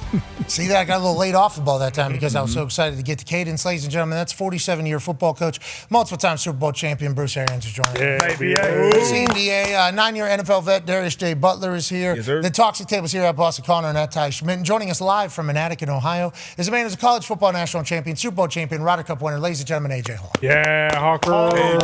Hawker, let's talk about what you seen from the Detroit Lions defense last night. Listen, we got 4 or 5 guys out. Okay, this is kind kind of becoming the thing for the Lions. Last year, they had like 14 of their starters somehow out on the defensive side. They still rallied to the number 1 overall seed in the NFC. They lose both their coordinators. Peter Schrager, who will be joining us in about 10 minutes or so before the season, said there's a chance this Lions team doesn't even make the playoffs this year. Well, prime time against Tampa Bay Buccaneers, and Baker Mayfield is maybe on an MVP run. They show up and show out up there at Ford Field. What's your takeaway about this Detroit Lions team, A.J. Hawk? Yeah, I mean, the defense and what Kelvin Shepherd was able to do, that's the thing. Like, when you lose one DB in the back end, it's tough because you're working together so much throughout OTAs and camp and everything. But when you have multiple guys, younger guys or less experienced guys in there together, and to be able to match up like they were, like on third downs, you see them chasing guys all across the field here in all of these highlights you're playing. Like, it's just it's pretty impressive. See, that's a zone drop right there, obviously, as I'm talking. But mixing it up. Yeah, I think it's just it's unbelievable that they were able to do it for 4 straight quarters. That's the thing. You can sometimes hold up for a while, but it's a collaborative effort. Obviously, the front four did a great job. If they weren't getting the quarterback down, they were pressuring him, making him feel uncomfortable. Yeah, the Detroit Lions have taken on the attitude of Dane Campbell. What's his record in primetime games, Con? 13-3 under MCDC with the Lions. Isn't that a completely, vastly different world and reality for Detroit Lions fans, Foxy? This must be really nice. 100%, and it just changes everything about the Lions. People in Michigan now, kids, adults, everyone wears Lions gear, and I think it's because when you're watching them on national TV, people enjoy watching this brand of football. They love MCDC. They love the Jared Goff story, so it's changed everything. I was mentioning this to you earlier this morning. The Colts are so good right now, the nation needs to see them. The Colts need to get on national TV. That's a big deal, especially for a team like the Lions who have been so shitty for so long. It's changed everything. And they talk about a national appeal that getting on primetime TV gets, but also like fans that are maybe on the outskirts locally, like who have maybe checked out on the team for a little bit. It's like, oh shit, we're on primetime, then get a huge win. All of a sudden you're back invested. Primetime games tell the story of your teams. They showcase your team. They're very important. The Colts, I'll tell you what, we got a couple 4 o'clock games this year, and that's awesome. I'm pretty excited about that. But last year was 1 o'clock across the board, brother. Didn't even have a Thursday night. I thought everybody had a Thursday night. The Colts didn't even get a Thursday. I thought you had to have a Thursday night. No, first year they didn't. The Colts didn't have one. I'll tell you that. In Dan Campbell's first year, we had all 1 o'clock games. Yeah, it is a different world whenever you're doing that, and then you're on primetime making magic happen, especially whenever you lose both your coordinators coming into the year. Tell me about MCDC. Bruce Arians. Tell me about his style and why you think it works up there, even though they have new coordinators and new pieces. Because he's real. He's real. He keeps it straight. He didn't pull any punches. And those guys know what he expects from them, and they deliver. He's got a great rapport. I really think he's a younger Bill Cowher, and reminds me a lot of Bill. And he's fiery. He's into it. He obviously loves it. And his players play that way. How about his neck, B.A.? You know, we talk about his neck and Cowher's jaw. Yes. That's a combination. That would be quite a tag team there. I couldn't even imagine it. You'd be able to actually chop wood if you had Cowher's jaw on that neck right there. AJ, we always talk about Vrabes obviously being able to handle himself in a league-wide head coach battle. MCDC's only getting bigger. Is that what we're all seeing from him? Yeah, it sure feels like it. Yeah, you're right. Look at his neck his neck and traps, his shoulder, his back. I mean, this dude he's a great representation of what the NFL could be, I guess, or I guess what the NFL is. Think about him and some other coaches around the league, other head coaches when they stand next to each other. Yeah, I couldn't even remember. It was Vrabes and Harbaugh, right, when the Titans and Ravens were about to fight? Yep. And Harbaugh and Vrabes were talking to each other, and then immediately the internet goes, John, you don't want any piece of that. Then the convo immediately goes to, would Vrabes have a problem with anybody, basically? And in Vrabes' mind, I assume he's always going to have to think, no, he would not have any problem with anybody. MCDC feels very comfortable as well. B.A., I think you would have been a great shit talker. If you had to put brackets of head coaches, Dan Campbell's definitely 1 seed. And if there were 2 sides of the bracket, Vrabel would be the one seed on the other side. Okay, but let's say there isn't 2 sides of the bracket. You're saying 1 seed is MCDC? 1 overall, I'd probably go MCDC. Hell yeah. Okay, I respect that. Because I've heard similar stories about MCDC, maybe 2 SIGs. Oh, yeah. Chaw. Oh yeah, he's a dude. We know that. But D'Amico. Back in the day, Yeah. not now, obviously. D'Amico Yeah. Ryans is certainly Gotta throw him in there. fight. Mike McDonald. Yeah, is he might be a fiery son of psycho. bitch. Yeah. Who would be a sneaky little guy that you think would just McDaniel. Yeah, McDaniel would not. Biting on legs, biting on ankles. He'd get your ass too. He'd get your ass real quick. McDaniel would come out and then some little right hand would come across. Yeah, not Somebody little, else. but not that little. But now that we've seen him in action, Gannon's got a hook on him now. Oh yeah, That's a good and point. a chop. And a chop. He's got a backhand and a forehand. Now that we've seen it, expensive too. He's got a valuable chop. Bingo. Yeah. That's a 6-figure chop and slap that guy's got. He doesn't even care about that. He actually chops that to the side. Exactly. Bam, I don't care. Yeah, whatever. Out of power. I do this to the Sean McVay definitely fiery in there. Yeah. I think he's a survivor no matter what. Like if it's a brawl till death, I think McVay's around long. Yeah. Or So him is and Sirianni. You better put Pete away early because Pete's never stopping. We know that. Yeah, but with the way the Raiders look right now, I don't know if Pete's even walking into that thing. Yeah. You boys You can might be have right. it. You know, you boys can have it. Have you heard the reports? Man, we haven't heard from him in a long time. Good to see you, actually. Trey Wingo reported that the Dallas Cowboys have inquired about trade for Max Crosby potentially, which obviously Trey Wingo used to work at ESPN. I think he does have sources of some sort, might still have them. Good to see you, Trey. Good to see you, Trey. Out there doing it. The Spotrac immediately puts together a bunch of numbers for if he was to be traded, what it would cost, when it would cost it. 2 years of guaranteed money out of the Spotrac folks, first year and second year. Then everything else not guaranteed. Basically, the offsetting money comes in March 2nd of next year as the guarantees. Yeah, here's the entire thing. Crosby's $29 million 2027 salary becomes guaranteed next March, making it a 2.5-year, $80 million contract for practical purposes. 20.3 guaranteed, $30 million guaranteed in 2026. So first 3 years potentially fully guaranteed there. That price though for a Max Crosby makes you wonder, well, if you're going to pay that to Max, could you have paid something to Micah? But we're not even going to get into that road. But now that everybody kind of knows what the numbers are exactly for Max, and Trey Wingo is reporting that people are interested in potentially trading for him, does that mean more people also probably interested behind the scenes, BA, if they understand that maybe Max is available at this point? Yeah, if he's out there, somebody's shopping. And when you hear that stuff, so there'll be a lot of folks that want to get in on Max Crosby, I promise you that. What makes Max different? Obviously his motor. Is that everything? Yeah, I think when you think of Jared Allen and he's all those guys wrapped in one. I mean, he's relentless. And does he have the biggest, strongest looking body? No, but man, he's powerful. But his motor is unbelievable. He's also a menace. It feels like he would be a great cowboy. He has unbelievable hands. I'm sorry to interrupt, but I love watching Max. Did you watch you could have 3 different defenders at different levels get to him, and he does such a good job. He's never looking at his blocker. He's always looking at the quarterback, wherever the ball is. And he's just so good flipping his hips, flipping his shoulders, his hands. Like, he never lets guys get a good shot on him. And he can also, though, you have to be able to bull rush as well. So Max definitely has the power. But he's so fluid with his hands and just relentless. He just doesn't let anybody block him. Like, it's really fun to watch. He actually fights in the offseason, right? Isn't that like his thing? He does a lot of hand work, obviously mitt work, cardio work. He has a battery and energy that I don't think anybody else has in the entire league. Obviously, he works on his technique. His work ethic is tremendous. His tats look very cool. We got to see him live whenever the Raiders played against Colts. He looks so cool. Yeah. He would be a cool cowboy. That would be a very Condor cool the cowboy. That would be a very cool cowboy. Yeah. And Jerry Jones goes, this fucking guy's available? Remember, I said, like, hey, I got these picks now. You never know what's going to happen. People never think I'll bring in another pass rusher.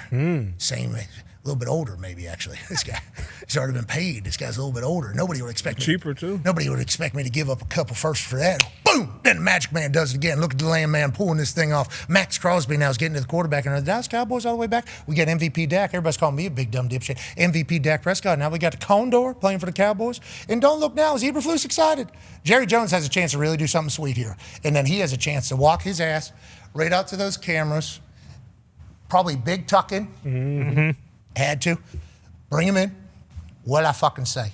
And then he gets a chance to flex, which is why I think this is possible. That's the only reason why I think it's possible is because Jerry Jones will take a victory lap if he's able to accomplish this. And Max Crosby, I think we know exactly who he is. Now, he got hurt I believe. Yeah, I think he had a groin. He didn't finish the game versus the Chiefs. So we don't know his health status, but he's a guy that we know is going to be productive. Yes. Like all the time. So that would be a home run type signing for anybody, but Jerry Jones definitely with everything that took place in the offseason. Yeah, and AJ talked about his hands, like his bend. He plays well against the run, the pass, and usually guys who have that type of effort down in and down out, we kind of like to put him in that bucket of like, oh, he's just a lunch pail guy. He's going to show the work.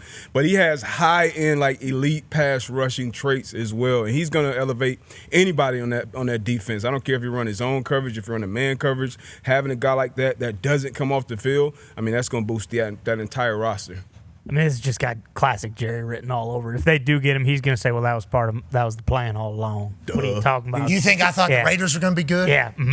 That Michael's a shitbird. That's why we got him out of here. Max Crosby, he's a Cowboy. So we're going to – but ultimately, like, this just makes them look good, right? Because, like, we had Shefty on yesterday and asked him about that, and he was like, this has always been the answer from the Raiders is people reach out about him, and it's, no, we're not trading him. We're not doing that. So, like, they can put hey, sources tell me that the Cowboys are snooping around in Vegas. They want, like, that doesn't mean anything because if the – You're talking about Trey Wingo's report? That is exactly what I'm talking about. You know, I mean, it's a nice phrasing because it does, you know. You're talking about Wingos? I mean, what's it going to take to get him? That's the question. You're talking about Trey Wingo right now? Yes, I am. Really? You know what? Wow. I get it. Trey Wingo? It's out there. I get it. We're bringing it. I mean, it means nothing. Trey Wingo gets a little chirpy, doesn't he? Yeah, I'm a big Trey Wingo is full of shit guy. That's me. Is that you? Yeah, I'm a big. Sorry, I should have done the full sentence. I'm a big Trey Wingo is full of shit guy, but I do know people like him. Yeah, and he did. Do they? He did he did have a long sports media, so we assume he has inside information at different places. Joining us now is a guy who has a lot of inside information. Ladies and gentlemen, friend of the program, a man who's an Emmy Award winner, and he's fresh off a red eye out of Seattle, run on no sleep. Ladies and gentlemen, Peter Schrager. Schrags, how you doing, buddy? I'm doing great. It wasn't just a red eye, Pat. Red eye with a connection in Minneapolis. Yeah, 2 red eyes. We like 2 red eyes. Yeah. If I can just tell you, last night was the latest an NFL game has ever ended. I think I did the latest post-game interview ever in the history of sports. I did this thing at 1:30 Eastern, me and Sam Darnold. Basically, Darnold, I'm like, all right, up and down game. I'm like, I'm not even listening to what you're saying. I gotta get to the airport. Like, all right. It was great, though. Darnold played well. The Seahawks, the elements, the everything was awesome. And then I run like I've never ran before. And I'm not AJ Hawk. I am not a runner. Okay. I run to the trucks. And I'm like, where are we going? Let's go. And they're like, well, we got to wait for Orlovsky. I'm like, okay, well, I have a flight that takes off in about 30 minutes. Well, we got to wait for Orlovsky. Dan Orlovsky just called the game. Did a great job, by the way. Comes down, starts like, Straights. We're good, bro. We're going to be fine. I'm like, no. If we miss this flight, I miss my kid's flag football game tomorrow. I don't get to go on McAfee. And Orlovsky's like, bro, we're good. Coolest customer. He just called the game. He's feeling himself. We get in the car. Our guy Steele is driving. We got Jeff Define, the producer, in the back. We got Creedence Clearwater Revival blasting. Okay, CCR blasting. We pull up to the Seattle airport. Run to the gate, little line, TSA. Who knows what's going on in that world right now? We get through TSA. We get through security. We are the last ones on the plane. Orlovsky didn't break a sweat. I was a complete drenched mess. It's just our lives. We made the flight. There we go. Hell yeah. Yes, you did. And that's Dana. That's quarterback. You know, that's Dano being a quarterback. Right. Everybody mocks him because of the 11-yard end zone thing. But, you know, he's got a lot of the qualities of a quarterback. You know, like, hey, let's not get, hey, whoa, this ain't helping us right now. Okay, what you're doing right now. That was it. Not helping any of us right now. We kind of got to go ahead and do this. Now, Dan Orlovsky, he didn't book that flight. He had no backup plan. And he also had no idea about what was happening probably in that moment. Ignorance is bliss. Let's talk about you making the flight and also doing our show. We appreciate that. That game, What were you talking with Sam Darnold about? Were you talking about how their team was able to turn over so quickly whenever they kick Pete Carroll out the door? They paint over the walls. McDonald's taken out of the Baltimore Ravens defense. They're basically turning the page. DK Metcalf, see you later. We don't want you on the team anymore. Lockett, see you later.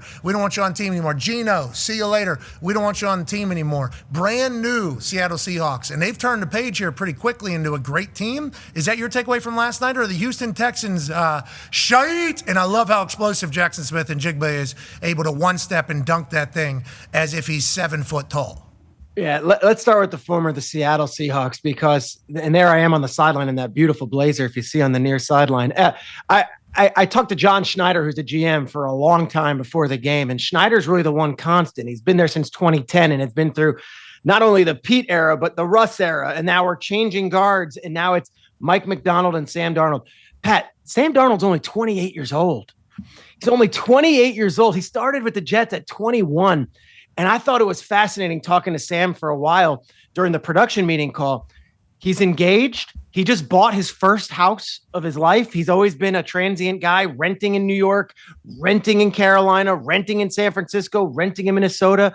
And he's like, and I'm finally feeling the love that I'm wanted. And it's almost like sometimes it takes guys this long.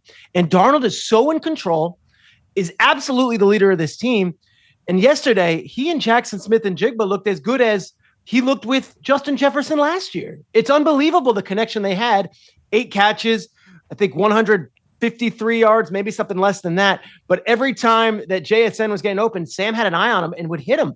And the two of them have this great connection. And he's like, this guy, not a diva, not a give me the ball, just does everything right. And the two of them are on the same exact wavelength. I loved watching these two connect. And I loved watching Mike McDonald, that's like very even-keeled guy who is a defensive-first coach, putting the ball in Sam's hands and saying, Sam Darnold, you lead us there, our defense will do the rest. And oh boy, did they. Yeah, I think Sam Darnold with his little revenge tour here that I'm a good player. Buying his first house is crazy to think about at the age of 28. Feeling the love is crazy. The fact that Minnesota just let him out of the building, also crazy every single week that continues. Jackson Smith and Jigba, one of those Ohio State wide receivers, you can't be a diva in there because there's another guy right behind you that's willing to take a spot. Go ahead, AJ. Yeah, Schrager, what was the atmosphere like? On TV, I couldn't really, the game was, it was a slog at times. But what was the atmosphere like? Yeah. And also, though, about that Seattle Seahawks defense, can you talk about them a little bit? I think they obviously are under the radar for what they're doing. Mm-hmm. JJ Watt and I were texting, humble brag, during the game. I'm over there on the sidelines, and he's like, "I'm sorry, bro. I gotta turn it off. I can't keep my eyelids open." I'm like, I felt like I was watching Bruce Springsteen in a small New Jersey bar on the Jersey Shore, like the Stone Pony in the 70s. Like, if you're watching this game, you're one of the diehards. You're one of the early, and like, that's fine. What you missed was an atmosphere that was completely deflated at about the 10-minute mark of the second quarter because George Springer hits this home run. And it basically eliminates the Seattle Mariners from their first ever trip to the World Series. While that's happening, everyone's checking it on their phones in the crowd. They have it up on the big screen. It's a heartbreaker. And then the Seahawks defense is basically like, all right, not only do we have to carry our offense at times, we're going to carry this entire city sports fans on our back too, because they start showing up, and it's Leonard Williams, obviously, who's in his 11th year and is still as dominant as ever he was. DeMarcus Lawrence is everywhere. Nwosu's everywhere. And you're looking around and you're like, oh my gosh, they play with their on fire. And here was the deal. It was interesting. This one should have been a safety. I don't want to say that. Mike McDonald lost his mind on this one. They called that forward progress. There was a third and short and there was a third and short and a fourth and short. And the Texans decided, Nick Caley, the offensive coordinator, said, let's run it both times. The Seattle defense just closed the door. Seattle turned the ball over 4 times yesterday. They also had a field goal blocked. It didn't seem to hurt them. They were up the entire time. It's because that defense did not let the Texans do anything on offense. Yeah, and not doing anything on offense. The Texans, interesting story, brother. I mean, it's an interesting story just from a couple years back to what we were crowning them. You talk about J.J. Watt.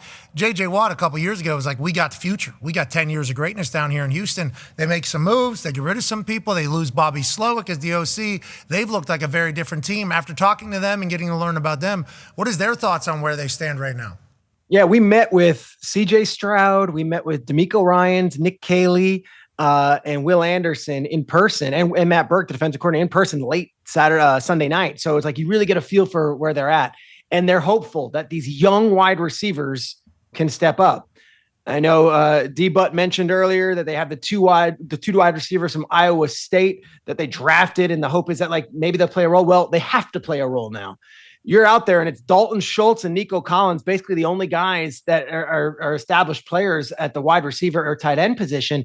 And the running back spot, Nick Chubb used to be one of the better running backs in the league. He hasn't really done that this year. And then Woody Marks is a nice complementary player, but like without Joe Mixon's leadership out there, with Nico Collins hurt, it just didn't feel like they had the weapons. Yeah. And then you get to the offensive line, and it's so young. It's a lot on CJ Stroud, and he's not, he doesn't get no blame in this thing. He had some passes that were, on him, but for the most part, you're looking at this offense and you're like, wow, that was a really lopsided situation. That defense in Seattle, that offense in Houston. It might still be enough to win the AFC South and might challenge the Colts. Yeah, we'll see. Shut up. It's not too late. It's not too early to say that the Colts two red eyes. You had two red eyes last night. I understand. I understand. Who's in the AFC South? Yeah. Oh yeah, the Colts are the best team. The best team in the AFC. Yeah. Oh shit, I forgot about that. I understand. I respect where you're at, because they have been running the AFC South for a long time. They have. And then they get CJ Stroud, and it's like they're only going to get better, and then it kind of Stroud's won playoff games the last 2 years, right? They've gone to the final four of the conference the last 2 years. So you're like, we're going to take the next step.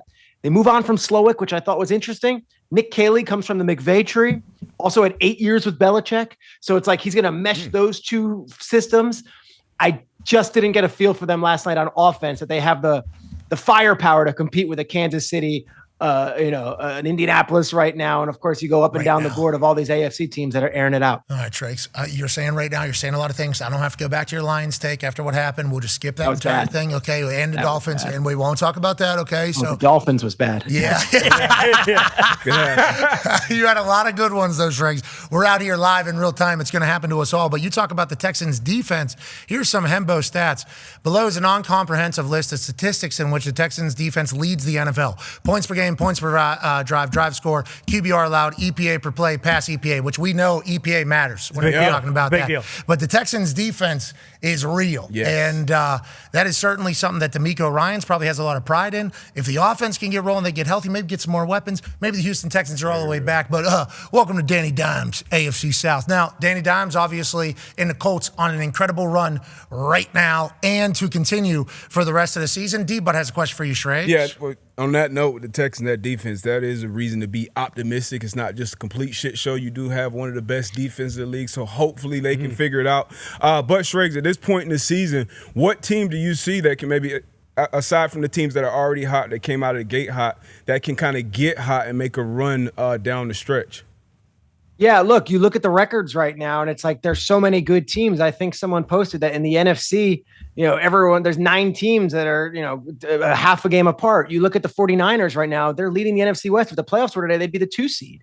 And that's with everyone injured. Mm-hmm. So you pick it. Now, the team that really intrigued me last week, and I could easily say the Patriots, they're 5-2.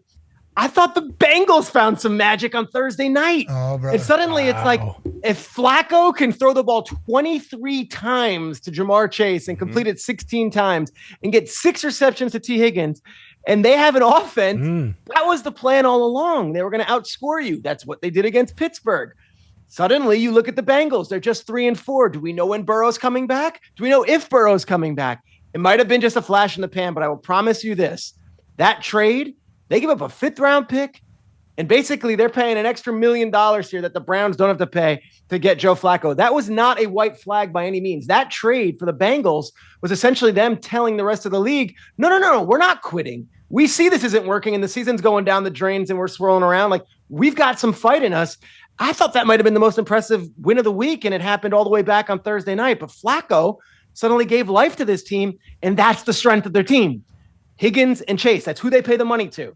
So if you're wondering, well, what about the offensive line or the defensive line? It's not a priority as far as getting those guys their balls. And guess what? That's what they did. They outscored the Steelers, and they were able to make that very high-priced Steelers defense look very mediocre. You can hear Tone all the way in Hammer, Dahn, sighing, saying, I know. Yep, there it is. Yep, there he is. Absolutely feeling that as you're saying it. And also, think about T. Higgins doing that slide at the end of the game so they can go for the game-winning field goal. That's a testament to their culture, I think. You talk about them saying this isn't a white flag. We understand it's not working. We want to keep going.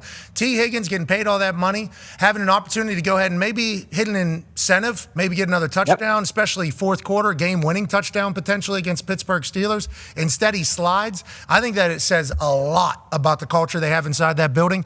I'm a fan as well. Now, there was a game that happened on Sunday that has only happened one other time since the 1970s merger. And it obviously happened to the New York Giants team, but it happened for the Denver Broncos team. So, Denver Broncos, good on you. That's right. Yeah. Good on you, Denver Broncos. That's an incredible display of resiliency and getting back into it. And I don't know if anybody's ever put 33 points up like that in a quarter after looking like such ass the first three quarters? And the answer is no, they haven't. Now, on the flip side of that, have we lost the moxie? Ty has a question for you. Yeah, Schrags, what is the temperature? What are the vibes around the Giants right now? Obviously, a couple weeks ago, hey, this team's going to the playoffs. We might have a Hall of Fame quarterback, and then they have arguably the worst collapse in the history of the NFL. Is everyone still very high on the Giants with Scatterbo and Jackson Dart? And are we thinking, hey, Dable is going to be safe? He's going to be around. He showed enough the last couple weeks with Jackson Dart that everything's going to be okay, and we're kind of just playing with house money for the rest of the year. No, Giants fans are depressed. They are completely, in misery form. And knowing my Giants fan friends and knowing people in the New York City area, not only do you have this terrible Jets team right now, you have a Giants team that for 55 minutes looked like they were going to go win the Super Bowl on Sunday and then completely, gave up everything in the final 10 minutes of this game. It was a historic loss. This is a team that was good enough to beat the 4-0 Chargers a couple of weeks ago. They were good enough to be up with the Cowboys by, with 13 seconds left. They were good enough to beat the defending Super Bowl champion. So you think, all right, got a shot. But then you lose to Spencer Rattler and the Saints, and then you lose in this fashion, and you wonder, well, what's missing here? They're young, but that's not an excuse. Up and down the roster, you could say, well, this guy played well, but this guy didn't play well in the moments that mattered. Then the coaching questions, it's game management.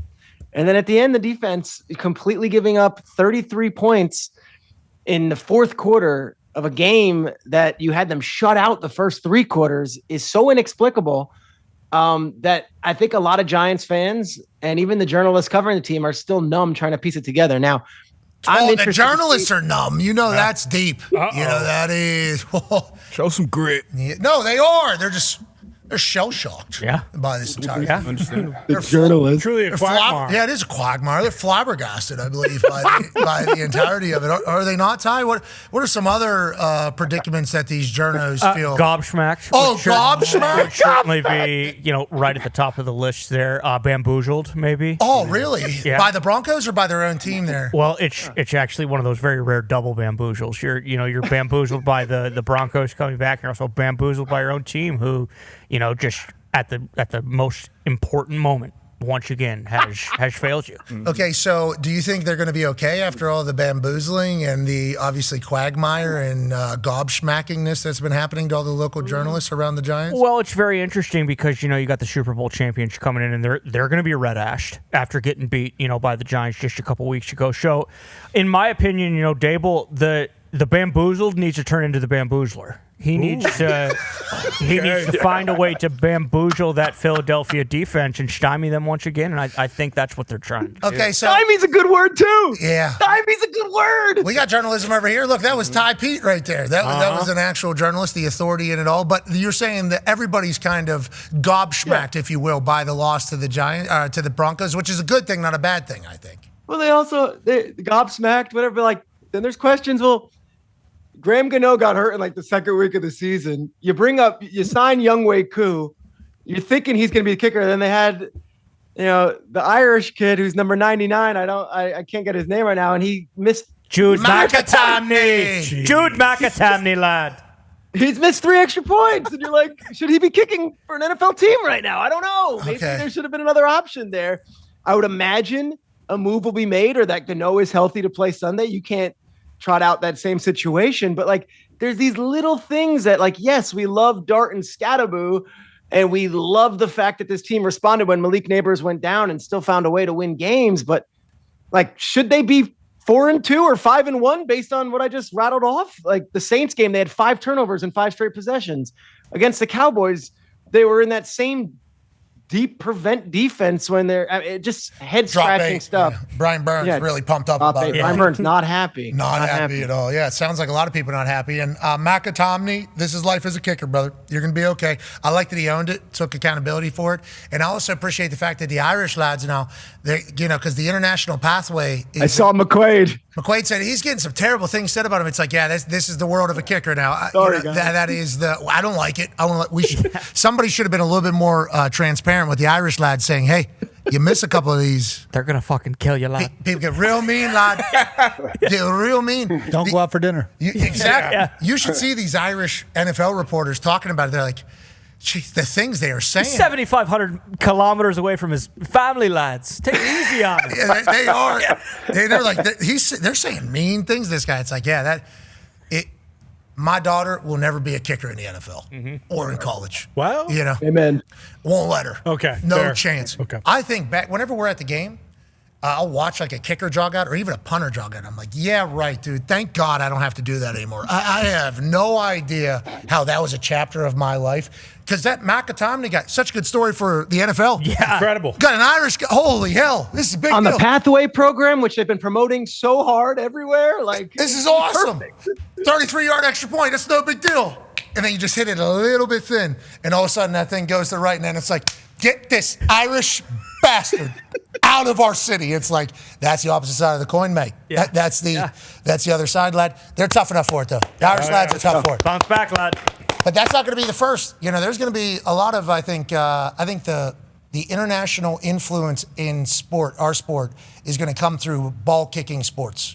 So, it's been a lot of punters, obviously, because Australia and Jamie, Scottish, which comes from rugby as well. But I think as the soccer players come over, I think there is going to be a little bit of an adjustment to like, hey, these people are expecting you to shut up, make these kicks. And if you don't, yeah, it is game, set, match. There's only 32 jobs, BA. Yeah, my son had one of those. I know what you're talking about. He was an NFL Jake, kicker for a couple of years. Jake was a kicker, right? Yeah, and kicked for Buffalo and Atlanta. And you thought to yourself every time you went out there, please, God, make the That's kick. a nightmare as a parent. That's my worst nightmare as a parent is have my kids. It was hard in high school. It was hard in college. Dude, my mom in college, there's no way she enjoyed any of the games. Not a single one. Hard. I'd go onto the field, and it's like this. And I ended up being the all-time leading scorer, and I still get death threats because of the situation that happened. One bad night, obviously, everything is talked about. But every time I went on the field for everything, a punt, my mom, please hit a good one. Please hit a good one. Then every single field goal, please snap good, hold good, block good, ball go through the uprights, please. And then she'll hear the reaction, and it's, thank God. And it's like she did that. Like when I went to punter, I think she was like, thank God. This one is a lot easier. Tough. Because sports is sports, but it's certain sports and certain moments where like, okay, all right, your turn. Everybody's looking like zoomed like out. golf. Like, okay, your turn. Everybody, and it's just Pat, I'll never crazy. forget in Seattle, a wild card round game, Vikings versus Seahawks. I'm the reporter. It's 0 degrees out there. Blair Walsh, who had an amazing season, misses that little chippy. I'm the one at the locker, and Blair Walsh has 10 of us, slob journalists with a microphone in his face, and he's having to answer it. He's this world-class athlete, but it's like that's the job. It's a real burden. And even last night, Kyami Firebarn, who's one of the best kickers in football, at the end there's a situation where there's 2 minutes, 4 seconds left. If he kicks it straight out of bounds, the Texans get the ball with a timeout, or there's a timeout, and they can stop him before the 2-minute warning. Or if he blasts it through the end zone, they save a timeout also. Kicks it into the end zone. D'Amico Ryans look like he's ready to lose his mind. Like, what are you doing? There's so many thin lines, and there's little grace from the fans when it comes to kickers. Yeah, very little. Especially, we just saw a guy almost break his neck hitting each other, and then you come trotting out here. That's cute. Make the kick, dude. Yeah. Okay, these guys, and obviously you got to know these kickers feel terrible. Okay, because they got to walk in that locker room. Like everything you guys are saying in support of the other players, those actual other players are in the locker room where he's headed. So it is like you got to look these people in the eye that are sacrificing their bodies for the betterment of everything, and you just trotted out there and just ruined it for everybody. And then you got to be like, so sorry. Sorry, lads. Sorry, lads. Like, and it's tough. They need to start telling these international kids like the actual reality of this entire thing, because McAtomney, I think he'll be strong enough to bounce back. But that's the real life of being a kicker. Now, let's move forward. Let's talk about teams that could potentially go and win Super Bowl. And then we got bye weeks happening already. Go ahead, Con Man. Yeah, Schrags, the Bills were on a bye, so no one's really talking about them anymore. And it feels like everyone's low on them because of their loss to New England in prime time. But there's still another team that is very good. Even as a Patriots fan, I can foresee a massive Bills run in them winning the AFC East. But right now, times seem to be tough. What do you think about Buffalo's chances this year? Do you think it is one of those terrible situations, it's going to be a bad season, or do you think they'll figure it out and eventually go on and, make a run at the Super Bowl? And with that being said, too, is there ever a chance that they don't win 10 games and they stay with McDermott forever? Yeah, I mean, I did their last game, their Monday night game against the Falcons, where they look like a shell of themselves because of all the injuries. And you get down there in big time moments on 3rd and 1, and Joe Brady's calling a end around to Elijah Moore, and you're like, well, what does that call? And then you look on the field, and it's Elijah Moore, Shavers, no Dalton Kincaid, no Josh Palmer, he was hurt, and you're like, wait a second, is this the team that we thought was the class of the AFC, or is this team going to have to fight and crawl for everything and just put it all on Josh's shoulders?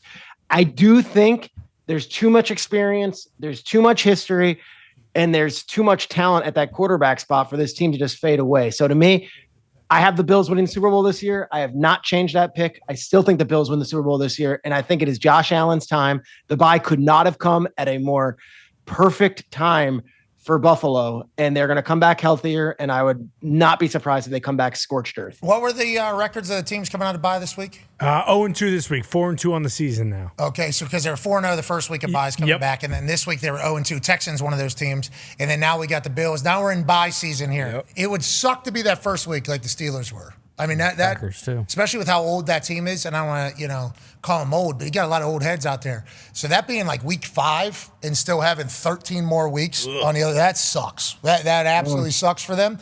Right now is when you get into the time where if it's a bye, it's like, we'll deal with it. This is a reasonable. Oh, yeah. Too late's not good either. Nope. Because then you can work your ass out of contention and not be able to catch up. Good. I'm curious. Ravens out of the bye is what I'm fascinated by, because they're that saying, was. Well, everyone is. We're all like, oh, yeah, there come the Ravens. But they have been terrible football team. So why is it here comes the Ravens? Lamar missed yesterday, right? I think Lamar, they're saying Lamar's hamstring still not good. Because, wait, I thought Lamar was going to play coming out of the bye, which is why Lamar still and AFC North still favorites, everything like that. We're all saying, wait, hold the phone. Early in the week, but yesterday. Monday. Monday, though, Monday, not a lot happening. Yeah, maybe. exactly. But still. No, we'll see. I was on Get Up, I think that Friday morning after the Steelers lost, and I think we all kind of agreed, like, well, here come the Ravens. And when everyone's saying something, it's like, here comes the Ravens. Why? I don't why. So they'll all get healthy and we'll see, but they need to actually win these games. You got to watch your tone, Shrakes. You got to watch your tone, okay, with your whys. Okay, your dog. Chuck will be coming for you. Yeah, Chuck's coming for you. Chuck Pagano say, hey, Shrakes, you know why? Because we're fucking playing football. Chuck this, Shrakes. All right, take a nap, brother. We appreciate your coverage and your commitment to the game. You're the man. You are the best. And Sean, the Rain Man Kemp, belongs on that Thank you. dang Rushmore, the power dunker. Let's go. He might be on the final Rushmore. Yeah. At Rushmore on X, available now. You're the best, ladies and gentlemen. Peter Schrager. Yeah, Schrager. From Schrags age to one of our favorite segs. You know, we got good segs on this show. Mm-hmm. Great sex. Yeah, we have good sex. It's all about that good segs. Yeah, that good segs. Hey, what's next? That good sex. Ladies and gentlemen, it's time for BS or no BS with BA. We will make statements of fact that have been said around the NFL, and BA will tell us if it's BS or if it's no BS. Let's start with the first one. Pittsburgh is a lock to win the AFC North. Obviously, this is fresh off a Thursday night loss to the Cincinnati Bengals. They are a lock to win the AFC North. Aaron Rodgers, their quarterback. They got TJ Watt out there, DK Metcalf, Cam Hayward, Friar darn moves. Mount Washington. And Mike Tomlin, he always has a winning record, and they still have a winning record and have done some special things. Feel like they would say they're ahead of schedule on the offensive side with Artie Smith and Aaron kind of finding their groove. Pittsburgh is a lock to win the AFC North. Is that BS or no BS, BA? I think that's total BS. Whoa! Yeah, because Mike T's worst nightmare, Joe Flacco went to Cincinnati. Okay. And he was absolutely right ripping Andrew Berry's ass for that one because Joe Flacco now has a winning record against Mike Tomlin. And that's all Jamar Chase and T. Higgins needed was 33 targets and a running game. All of a sudden, the offensive line can block for Cincinnati. They couldn't block 2 weeks ago. Isn't that interesting? It's crazy. All of a sudden, now they're blocking T.J. Watt, Highsmith, those guys that got close to him, and Joe just lit him up. And Joe did so many good veteran moves, like for Jamar to get, 26 targets? A lot of those were running plays. Right here. And boom, he's just, hey, you're one-on-one. Yep. We just call that, whatever the run was, X hot. All right, run a slant, if they're off of you, I'm just going to throw it to you. And he's going to get 5, 6, 8, 10 every time. And Joe Flacco, veteran, knows when to do that, when not to do that. Every single time. Loaded box, boom, he's one-on-one. They have a little hand signal, run a slant, or just off coverage, just throwing it to you. The little single bubble screen. And he's there for 10 days. That's only going to get better?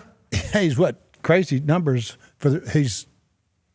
Connor, you got the numbers. Yeah, he's got like a. Here it is: 60 for 92 for 561 yards, 5 touchdowns, no interceptions, and has only been sacked 3 times in 2 games. 2 games. That's crazy. He's only been there 10 days. Now, it's just going to get better. On that note, Joe Flacco going to the Cincinnati Bengals is enough for them to win the AFC North. Are the Cincinnati Bengals now your favorite to win the AFC North? Because the statement was the Pittsburgh Steelers are a lock to win the AFC North. And you said, that's bullshit. Then you went straight to a Joe Flacco highlight package. Are you saying the Cincinnati Bengals are your AFC North favorites? I'm not saying they're favorites, but they're a game back. And they have the tiebreaker now on the Steelers. So it's just a matter of Steelers better stay ahead of the Bengals because the Bengals ain't going nowhere. They're just going to get better. So you're saying it's not a lock, brother? And we're just saying there ain't no locks in this business. Let's go to Hammer, Dahn. Tone, how does it feel to hear that it's bullshit thinking that you guys are a lock to win the AFC North with how that season started? Yeah, it's tough because it'd be stupid of me to argue with a Super Bowl winning head coach. That would be tough. But, Joe has always turned back into a pumpkin. He does always have these flashes, but since the 2015 season, which was 10 years ago, his record is horrendous. So I'm not worried about the Bengals. I think Steelers will be fine. Okay, that's Pittsburgh Steelers super fan, Tone Diggs. Schrager, NBA on the Bengals. I know, it's getting loud. Hey, Joe Flacco, you ain't sneaking in any games anymore, are you? Flacco's ready for it. Year 19, year 20, you're not sneaking in there. Joe Flacco, too, just having this aura about him of confidence and moxie. I think that helps everybody, AJ. I told you, he didn't sweat during the game. I feel like he didn't sweat, just catch. I just make it look easy. Like, I don't know. You got to show young kids that might have like happy feet in the pocket or like just too amped up. Show them Joe and be like, I don't know how you get this demeanor, obviously through reps, but man, just very impressive. We will see though, I guess, if he can keep it up. Can't say this enough. On the post-game interview with Nightcap, which Thursday Night Football does a great job with all of that, Joe Flacco said he had no idea what the plays were. There's multiple plays where he had no idea what was going on, and they still did what they did. Obviously, Cincinnati Bengals have a chance. Let's go to the next BS or no BS with BA, D-Bud. Yeah, talk about another team that ain't sneaking up on anybody. The Chiefs are the Super Bowl favorites, and they should be. BS or no BS, Coach? I think that's total BS. Whoa! What are you talking about? We saw brand new Chiefs. They're third place in their division. They're 2 games behind the Chargers and the Broncos. They got to come back and beat a bunch of folks in their own division to get to where they want to go. Now, can they? Sure. But if they stay healthy, I just don't think there's any way that there's a lock. They're third place. They're going to fight a long way just to get to the top. Okay, so let's talk about whenever you see them start to be good again, though. Like when they start putting it together. Rashee Rice obviously comes back, added weapon for Patrick Mahomes. Patrick Mahomes looks like 2 years ago, Patrick Mahomes, as opposed to whenever they turn to the conservative run game. Let's not turn the ball over. Let's let our defense do our thing, Kansas City Chiefs. They've been able to win in a variety of different ways throughout this dynasty. Now it looks like showtime. Patrick Mahomes is all the way back. Sportsbooks got excited as soon as they saw a glimpse of it. He's the favorite for the MVP. And then as soon as they saw it, they go, yep, they're the favorites to win the Super Bowl. In your eyes, you're saying not so fast, Jack. This is going to be a tough road in that AFC West, which Bo Nix is in there and only getting better and better each week. Yeah, I mean, if the Chargers can get some guys back, I mean, they've been decimated with injuries, and they beat them pretty good. Denver beat them. So it's gonna be a dogfight in the AFC West, just like a couple of other divisions. But I mean, beating the Raiders by 33-0 doesn't impress me at all. What? beating the Lions, the way they beat the Lions, that's that impressive. Okay. That's different. Okay, now you beat a hell of a football team at your place. Now go on the road and do it. Okay, so you said not so fast, my friend, Okay. to the Kansas City Chiefs, even though all of us have fallen in love completely. Let's go to the next BS or no BS with BA Ty. Yeah, Coach, after last night, a lot of people are saying, hey, is this the Texans offense is in trouble? Is that BS or no BS, BA? That's no BS. This one felt like a layup. A little bit. This is a little bit of a layup. I mean, I don't know what happened to C.J. Stroud. I mean, he was the odds-on favorite to be the MVP for the next 10 years after his rookie year. And with Bobby Slowick and everything they were doing offensively, and all of a sudden now, they obviously missed Larry Tunsil. They missed Joe Mixon, guys that were leaders and great players. They haven't replaced them with great players. And with Nico getting hurt, I don't know who the hell he's going to throw the ball to. And they can't run it. They can't run it. And that's the other thing Cincinnati did. Chase Brown had 120 yards rushing. All of a sudden, they couldn't get 50 2 weeks ago. Yep. Now they get a 100-yard rusher. That changes everything for a quarterback. It's crazy what a quarterback can do. AJ, are you completely out on the Houston Texans? Because I tried to watch that game both last night and this morning. Okay, that's been my new thing, and it was just ugly. It was hard, and I want to say sorry to the Seattle Seahawks. I hope they forgive me because they put on a dominant performance, but nobody in the East Coast was up for it. So once again, Seattle Seahawks are kind of getting overlooked or slept on, actually, in this entire thing. But the Houston Texans have not looked great, AJ, to BA's point. Yeah, with how BA lays it out, it makes it pretty easy to be out on the Texans. The only thing that keeps me in, though, that defense. I think that defense can play at a high level all year. And if your offense can find something, I don't know what that might be, you still have a chance as long as your defense is still playing at a high level. Yeah, start running the ball. Classic run the ball. All right, let's go to the last BS or no BS with BA, Con Man. Yeah, BA. Some people think the AFC West, the AFC South, maybe even the NFC West, but the NFC North is the best division in football. Is that BS or no BS, BA? That's no BS right now. Now, it would be the West if the Arizona Cardinals could figure out how to win a game at the end. They've lost 5 one-score games, 3 on the last play of the game. Then everybody in that division would have a winning record like the North does. The Vikings are on a little shaky ground right now at 3-3, but everybody in that division right now got a shot to go to the playoffs. And if the Cardinals could get it going, because they're so close each week, then I'd say the West is the toughest division. We all love Phoenix, Arizona. Okay, we just talked Steve Nash. He's part of the thing. We compliment. Incredible place. We love Arizona as a whole. That Cardinals team, I don't know, man. Just feels like one of those things where, I just don't think they're going to be good. And I don't like that. I think that.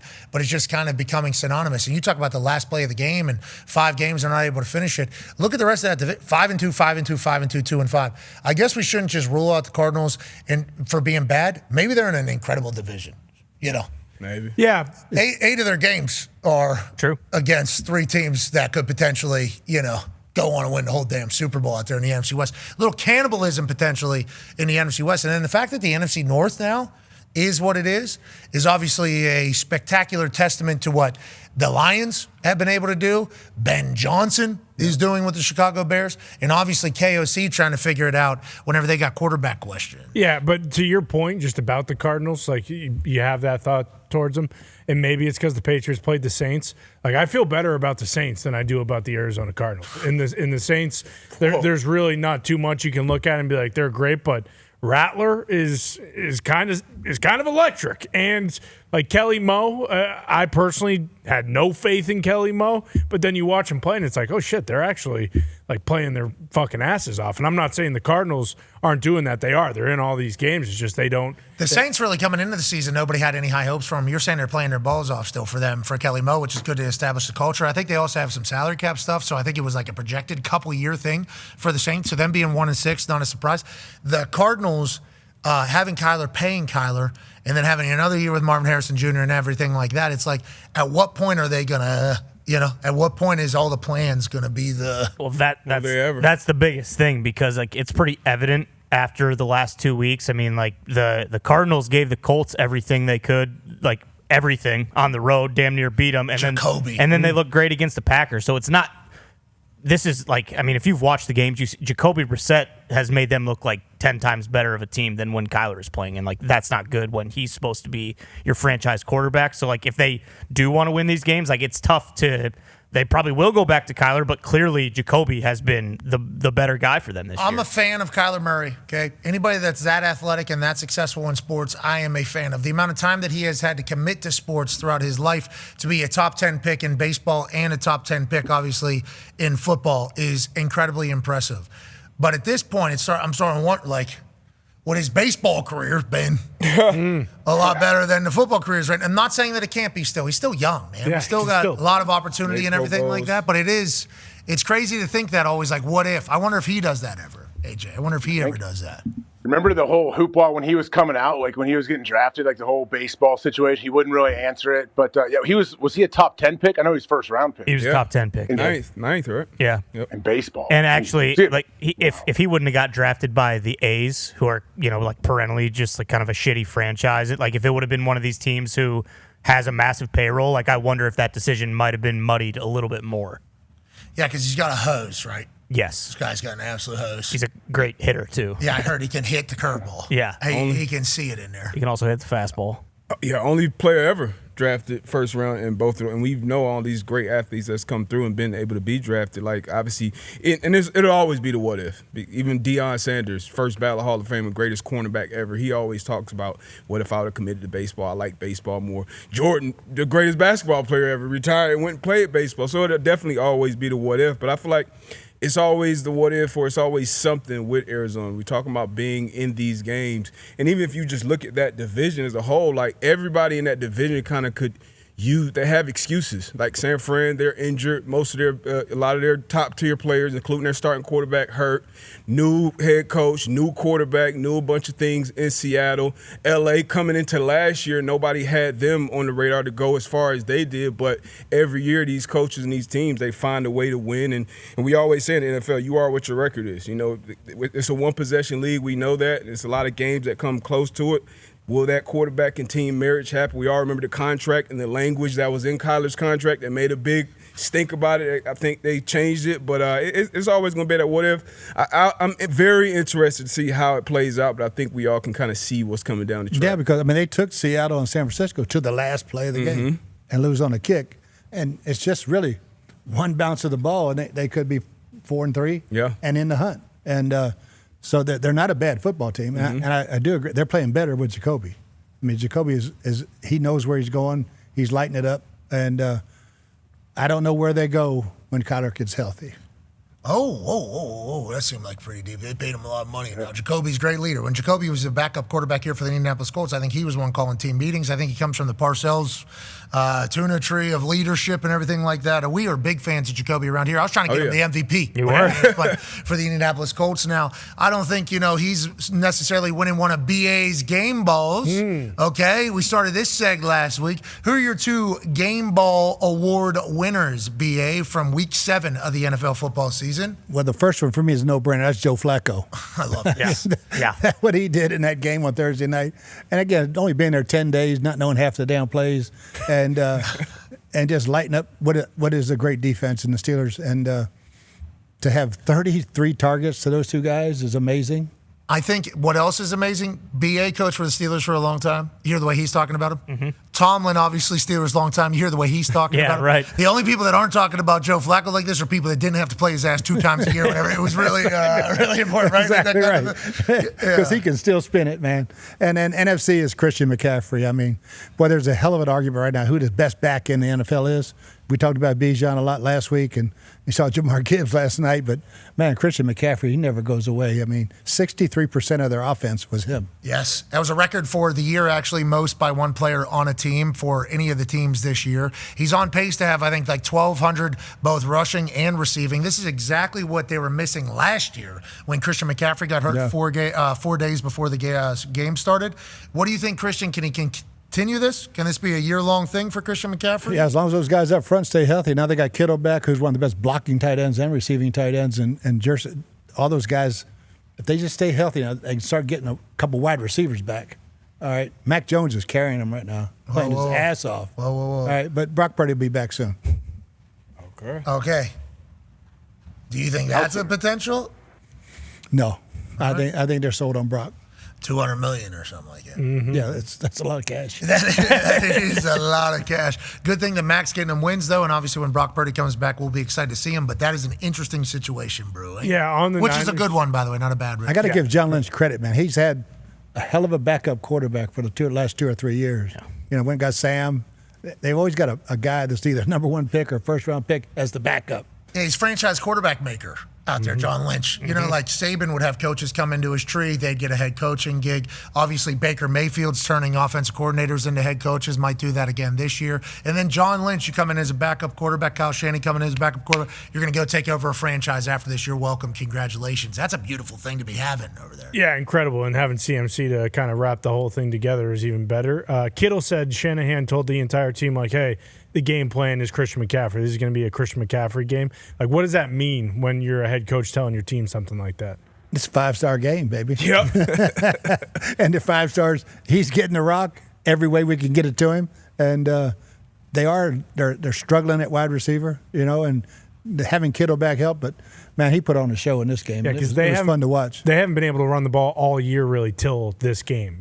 Kittle makes a big – when you can block the edge, it just changes the whole running game whatsoever. If you're stuck between the tackles and they can condense you all day long, but when you can block the edge, stretch it, and hit the middle, that's hard to defend. The 5-star game is one of BA's speeches. You know, there's 5 stars and there's the other guys, okay? Sometimes the 5 stars kind of counter each other. Okay, this ain't about the 5 stars. They're all going to kind of counteract each other. You other guys going to have to win this fucking game. Okay, that is the speech. And then whenever it's a 5-star game, it's like, hey, our guys are better than their guys. Our guys got to go win the game. That's it. Pretty simple strategy. Yeah. And motive, and the message gets through very clear to the team. It's like, all right, these are the guys. We'll continue digitally. We have an entire conversation with the state of the NBA with Commissioner Adam Silver, and also more breakdown of the news. That's AJ. I'm Pat. We'll see you tomorrow. Goodbye. I think it was off like half a second. And on that note, I feel like we really hit a home run there. You did. We were covering something, not just me. We were covering something there until about 17 seconds before the hard out. That was great work by you. BA, you're a TV host. You are. Did you know that? You're a TV host out here, brother. You're killing it. Absolutely crushing. We're giving out game balls to people. Love it. Bro, you. How about this Joe Flacco shit? It's the best thing ever. It really is. Yeah. We are fans of Joe Flacco. Yes. Oh, yeah. So, like, we obviously love everything that's happening. Let's go to Hammer. Dahn. Tone, whenever Joe Flacco gets traded to the Cincinnati Bengals, your immediate reaction was to tie to stop being so dramatic. It's not the Sunday game that's the problem. It's the Thursday game that is going to be the problem. That was certainly the case for the Pittsburgh Steelers. But as Pittsburgh Steelers fans, you don't have the same fear that it sounds like Steelers coaches have of the big bad Joe Flacco coming in and doing his thing in the AFC North? No, because, I mean, I've watched him turn the ball over a million times to the Steelers in the playoffs. And he never had Jamar and T, though. He was never thrown at Jamar and T. I didn't know that. That's a good point. I just realized that. So, yeah, I am worried then. Sounds like he's a little bitter about it. Yeah. I think he might be. A lot of arrows headed up there at Andrew Berry, man. Yeah. What the fuck are you doing? And Andrew Berry's like, that's why I did it. Pittsburgh's up in arms. Sorry about it. I'd rather screw the Browns than help the Bengals. Excuse me, fuck the Steelers. The Browns are all about fucking the Steelers. All right, it ain't got nothing to do. The Bengals, they're our buddies. They're down the road down there. All right, let's help them fuck the Steelers. Okay, it does feel like that was kind of the move. Yeah. Oh yeah. And it started with paying Myles Garrett $40 million. It starts with paying a quarterback $230 million. Then trading a starter in the division just to try to take down the. It does feel like there is a little bit of a from ownership down to Andrew Berry. Hey, if you want to. If it grinds the gears a little bit of the Pittsburgh Steelers, we're okay with that. That is okay. And once again, that's great for football. If two cities are doing that to each other. We love everything. That's AFC North football, literally in a nutshell. Yeah, another great kind of in this conversation when it comes to quarterbacks like this. I mean, Andy Dalton going for the Panthers at home against Buffalo after Andy Dalton got Buffalo into the playoffs all those years ago by beating the Ravens, and not to mention Brandon Beane and most of their front office comes from Carolina. Like the older quarterback, like Joe Flacco Aaron Rodgers and Andy Dalton are starting football games in 2025 next week. Like, that is insane to think about. It's a great time to be alive, Hell baby. yeah. All right, let's get to a break. On the other side, we'll talk about all the storylines we haven't chatted about, and then we'll also launch our conversation with Adam Silver in a State of the NBA. Almost 40 minutes, AJ, we took up this guy's life. Yeah, I heard you saying you weren't sure that he knew that's what he was getting into. No chance. He's got an idea. He's been on the show before. He's got an idea. He mentioned in there, thank you guys for keeping me around so long. Yeah. He mentioned that in there. It was like a little bit of a... How many people you think were like behind the camera signaling him? 6. I'm saying there were 6 people. That's the over. Oh, yeah. 5.5. Yeah, it's at least a handful for sure. I'll take the over. The commissioner of the league. You got a social expert in there, social media expert, branding experts in there. Tech. Right. Audio person. Two assistants keeping him on schedule. Camera person. Oh, you're right. So that's probably 8.5. 8, 9. Yeah. Yeah. No, the line was 5.5. Well, it could be 6. Easy over. Yeah. It is easy to use once you start using it. Mm-hmm. It's everywhere. Oh, yeah. It's sitting right there. It's a pretty good little thing. I'll tell you what, these youngs, not bad. I get it. The olds, geez, I had a morning with them. Me and the olds. A battle as old as time. Mm-hmm. The old whites, they have a certain look about them. B.A., earmuffs. They look a lot like him. Oh, yeah. Big time. A lot like him. These people that hate me and have for my entire life, I appreciate that. I do. That's good to know. You know, just kind of staying in there. And then there's other people that are like, it's not just them that hate your brother. And they're like, oh, I know. I see you all. But I just want to let you know, the olds have been around for a long time with me. And it's been a good battle. It's been a good joust. Welcome to the club, brother. All right, we'll see you on. All right, we'll see you guys on the other side. Be a friend, tell a friend something nice. Goodbye. Jack, you got anything to say to the team here? Oh, man, you guys keep crushing and firing everybody up. It's bigger than you guys, and you guys are the friggin' best. Boom. Thank you, Jack. That's amazing. Yes. God damn, I needed that. I got back in shape. I was in the best shape of my life. I felt like I just throw people through walls. Oh, shit. What's happening? What is this?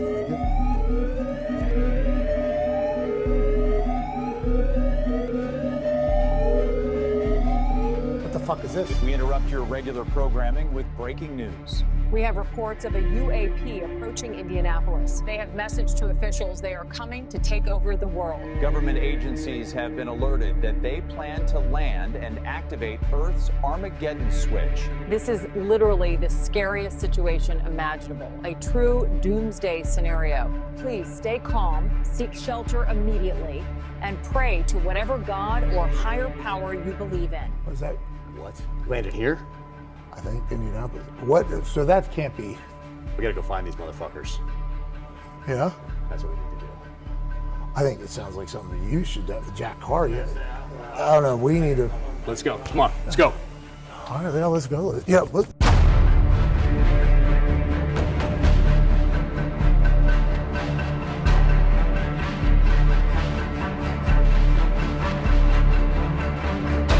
Fuck these pieces of shit. Let's get them.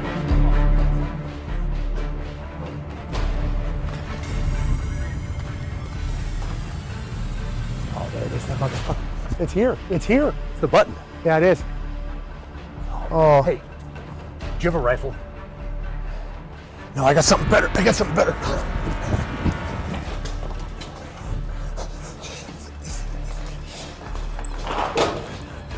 Jack, I've been saving this. What?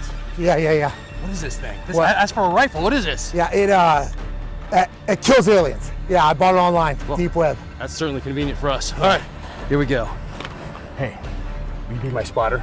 Oh my God, it'd be my honor. Let's go kill these motherfuckers. Let's do this. Where are they? I don't know. I think they're coming. Looks like they might be coming from right over here. Yeah, looks like I see their fucking ship. Let's get them. They're not gonna get to that button, Jack. Nope, they will not get to that button.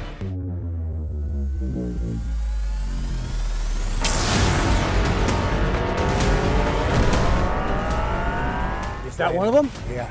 Black helmet, Carhartt khaki. He's walking right at you. Go ahead and tap. Yep. That's it, Jack Carr. That's it, Jack Carr. You killed that son of a bitch.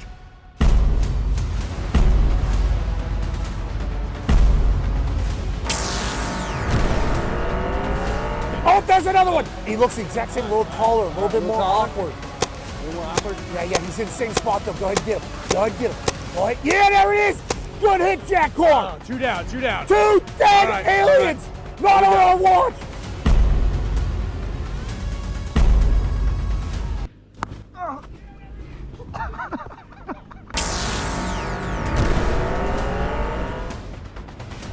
Oh, he came down backwards. This one's showing you his back. No respect. No respect. Kind of a disrespectful alien here as he drags his carcass around. Looks different. Oh, all three of them stacked up. Nice. Jack Corr slaying aliens.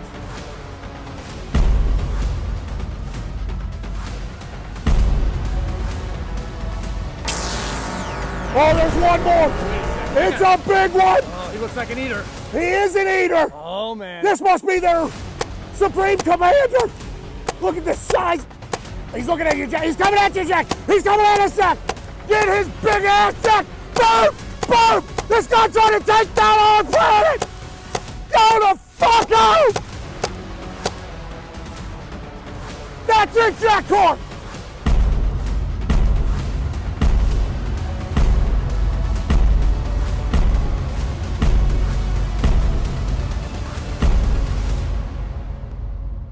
Go back to where you came from, you sack of shit!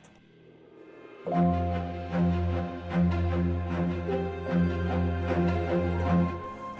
good work, dude. Amazing. That was awesome. I mean, they were gonna fucking come in here. I mean, they just popped up and they just shot him right in the fucking head. I don't know. Good thing we saw that newscast when we did. Well, that's why they do the live alert. I don't know. Did we know that? That's still I feel like that should have been disclosed when we got this place. the legit. Let's go in and talk to the boys. Amazing. Let's do it. What a life you live.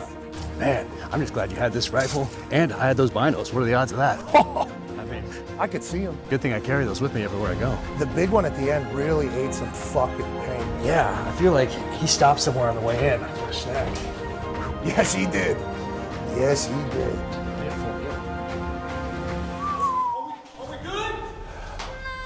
What do you think, boys? Fucking Jack Corr's here.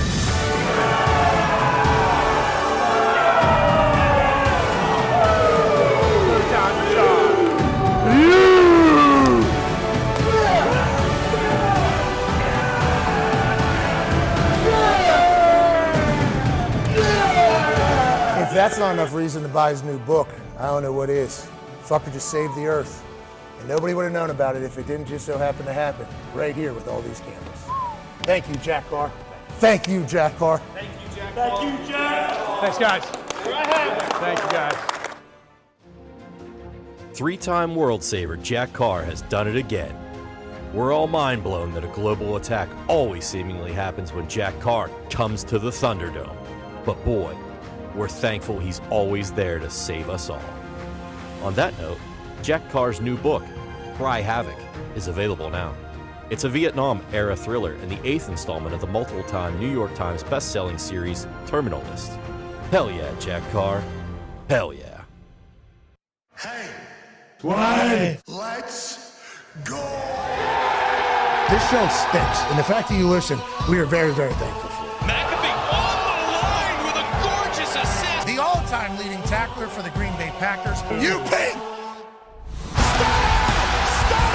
Damn it! Be a friend, tell a friend something nice could change their life.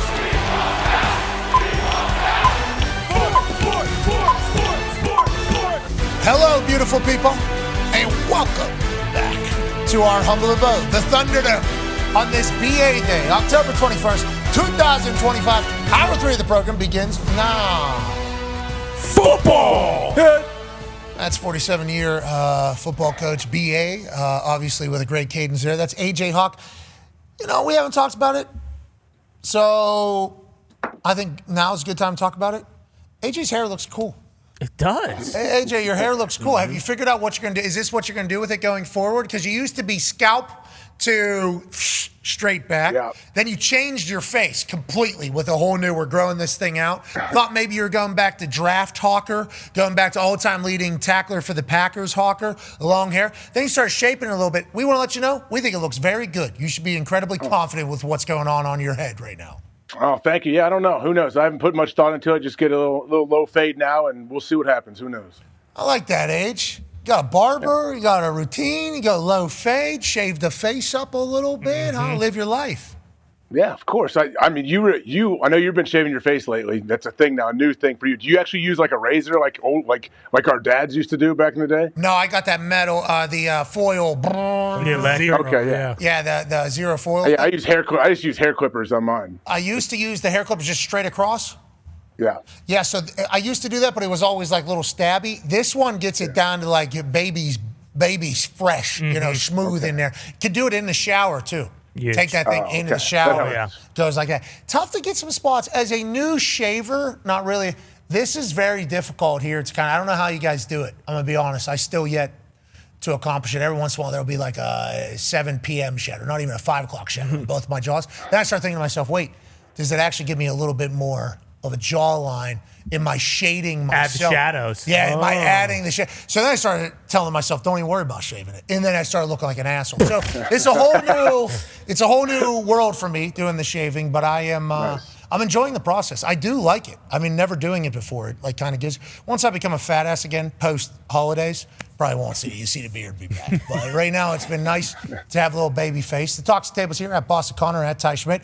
Con-Man basketball starts this season. Good luck to your Celtics and good luck to all the boys trying to go ahead and get to the top of the Commissioner's Cup first and then to the NBA title at the end of the season. Yeah, it'll be cool for the other teams. I think for both of us, both the Pacers and the Celtics, it's a little bit of we'll see what happens type season. But like Kevin Durant on the Rockets, I am pumped to see what that's all about tonight. I think that'll be pretty sweet. And then, the other one with Jimmy Butler. Jimmy Butler, full season with Golden State tonight. It'll kind of be the start of their new era with those guys. It'll be a good season. There's the odds-on favorite, the Oklahoma City Thunder, who are the reigning champions, are the favorites to do again. They paid everybody that was on their team. They're all back, and obviously Oklahoma City has proven to be an incredible home court advantage as well with the way they got it going. Plus 200 to win the championship. Cavs plus 650, Nugs, Knicks, Rockets, Lakers, Clippers, Timberwolves, Orlando Magic, and the Warriors round out the top 10.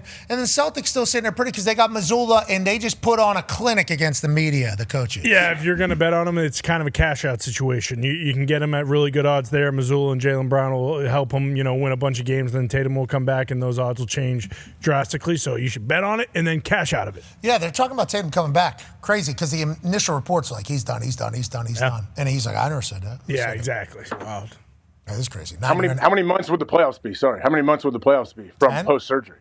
From post-surgery, it'd be 10, 11 months, Okay. I think. All right. I think was the number I saw was 10 months. Because I'm watching it, obviously, because Tyrese is like 2 months behind. Mm-hmm. So, like, daughter's 2 years old. Went out and about, you see a kid, and the kid's like 3 years old. I've always asked, like, hey, how old is your child here? 3, okay. So I'm watching.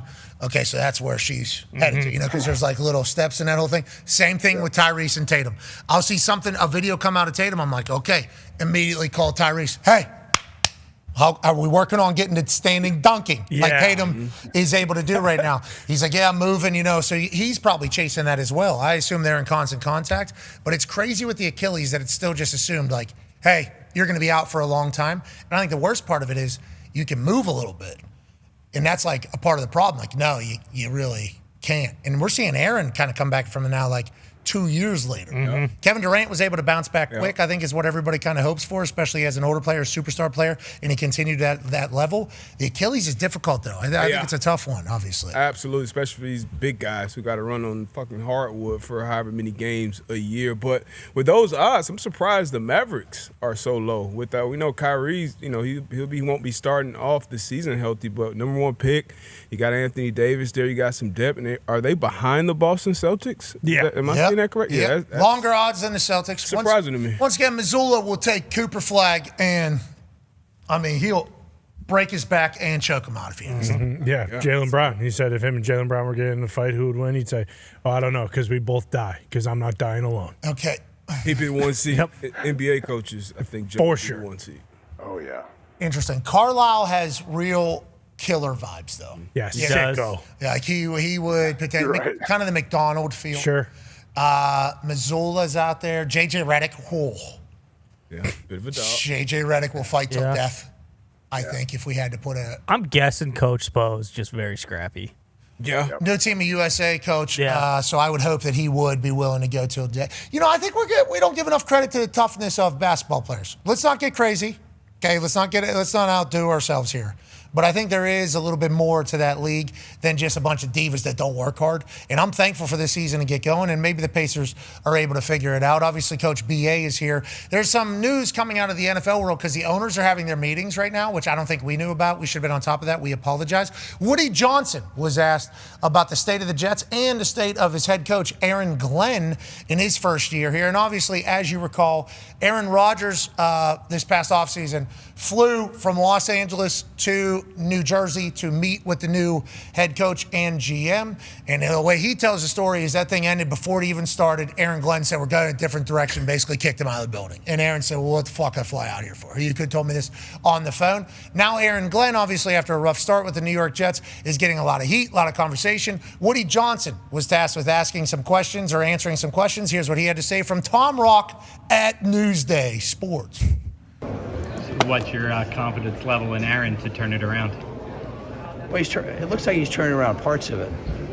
It's hard when you have a quarterback with, with a rating that we got. He has the ability, but something just is not jiving.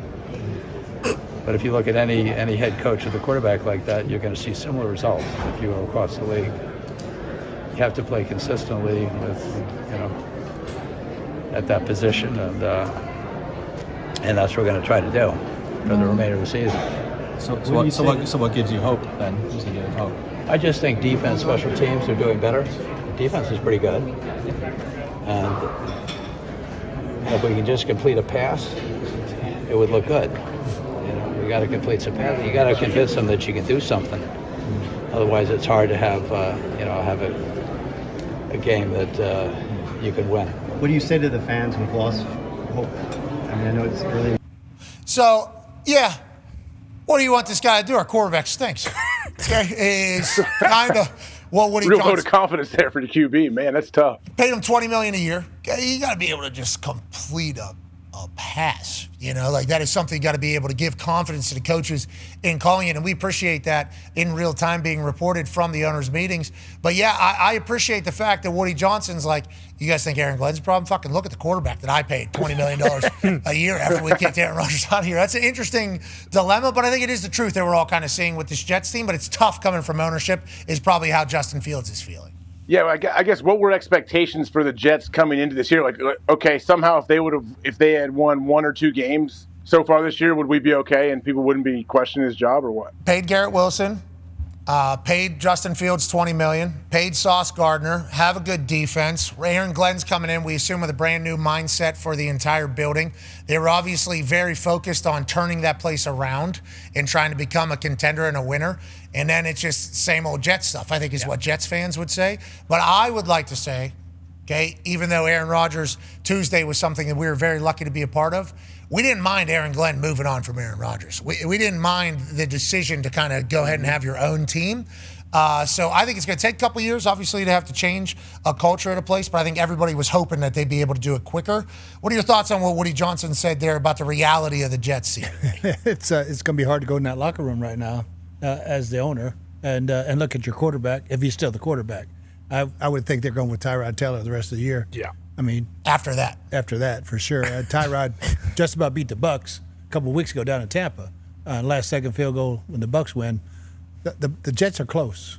They're getting closer, and I like what he said. Defense, special teams, they're doing a better job, but they got to let Tyrod go the rest of the year. Rap Sheet reported another quote coming from Woody. I do believe in Aaron. If I were a player, I'd respond to him. There's no BS. There's no agendas. Aaron Glenn's trying to bring a whole new culture to the Jets. How do you feel about what just happened there, D-Buck? I mean, that was tough to hear that. From, like everything BA said, it'd be tough. I mean, he's still owning the team, so he's not going anywhere. But speaking on your quarterback like that, the guy you just paid, that's rough. But To you guys' point, the defense have given up, 13 points back-to-back weeks, so that's something to build on. And defense, at some point, that's going to wear the bad offense is going to wear on your defense as well. So they got to figure it out offensively, and it's been a shit show in New York for a long, long time. I don't know who was recording this kid, but somebody caught this poor kid walking out of a Jets game, and he was like, man, I was born in this shit. I'll be a Jets fan for the rest of my life, but it's horrible. And that's been the state of the Jets for a long, long time. So it'll take some time to figure it out, but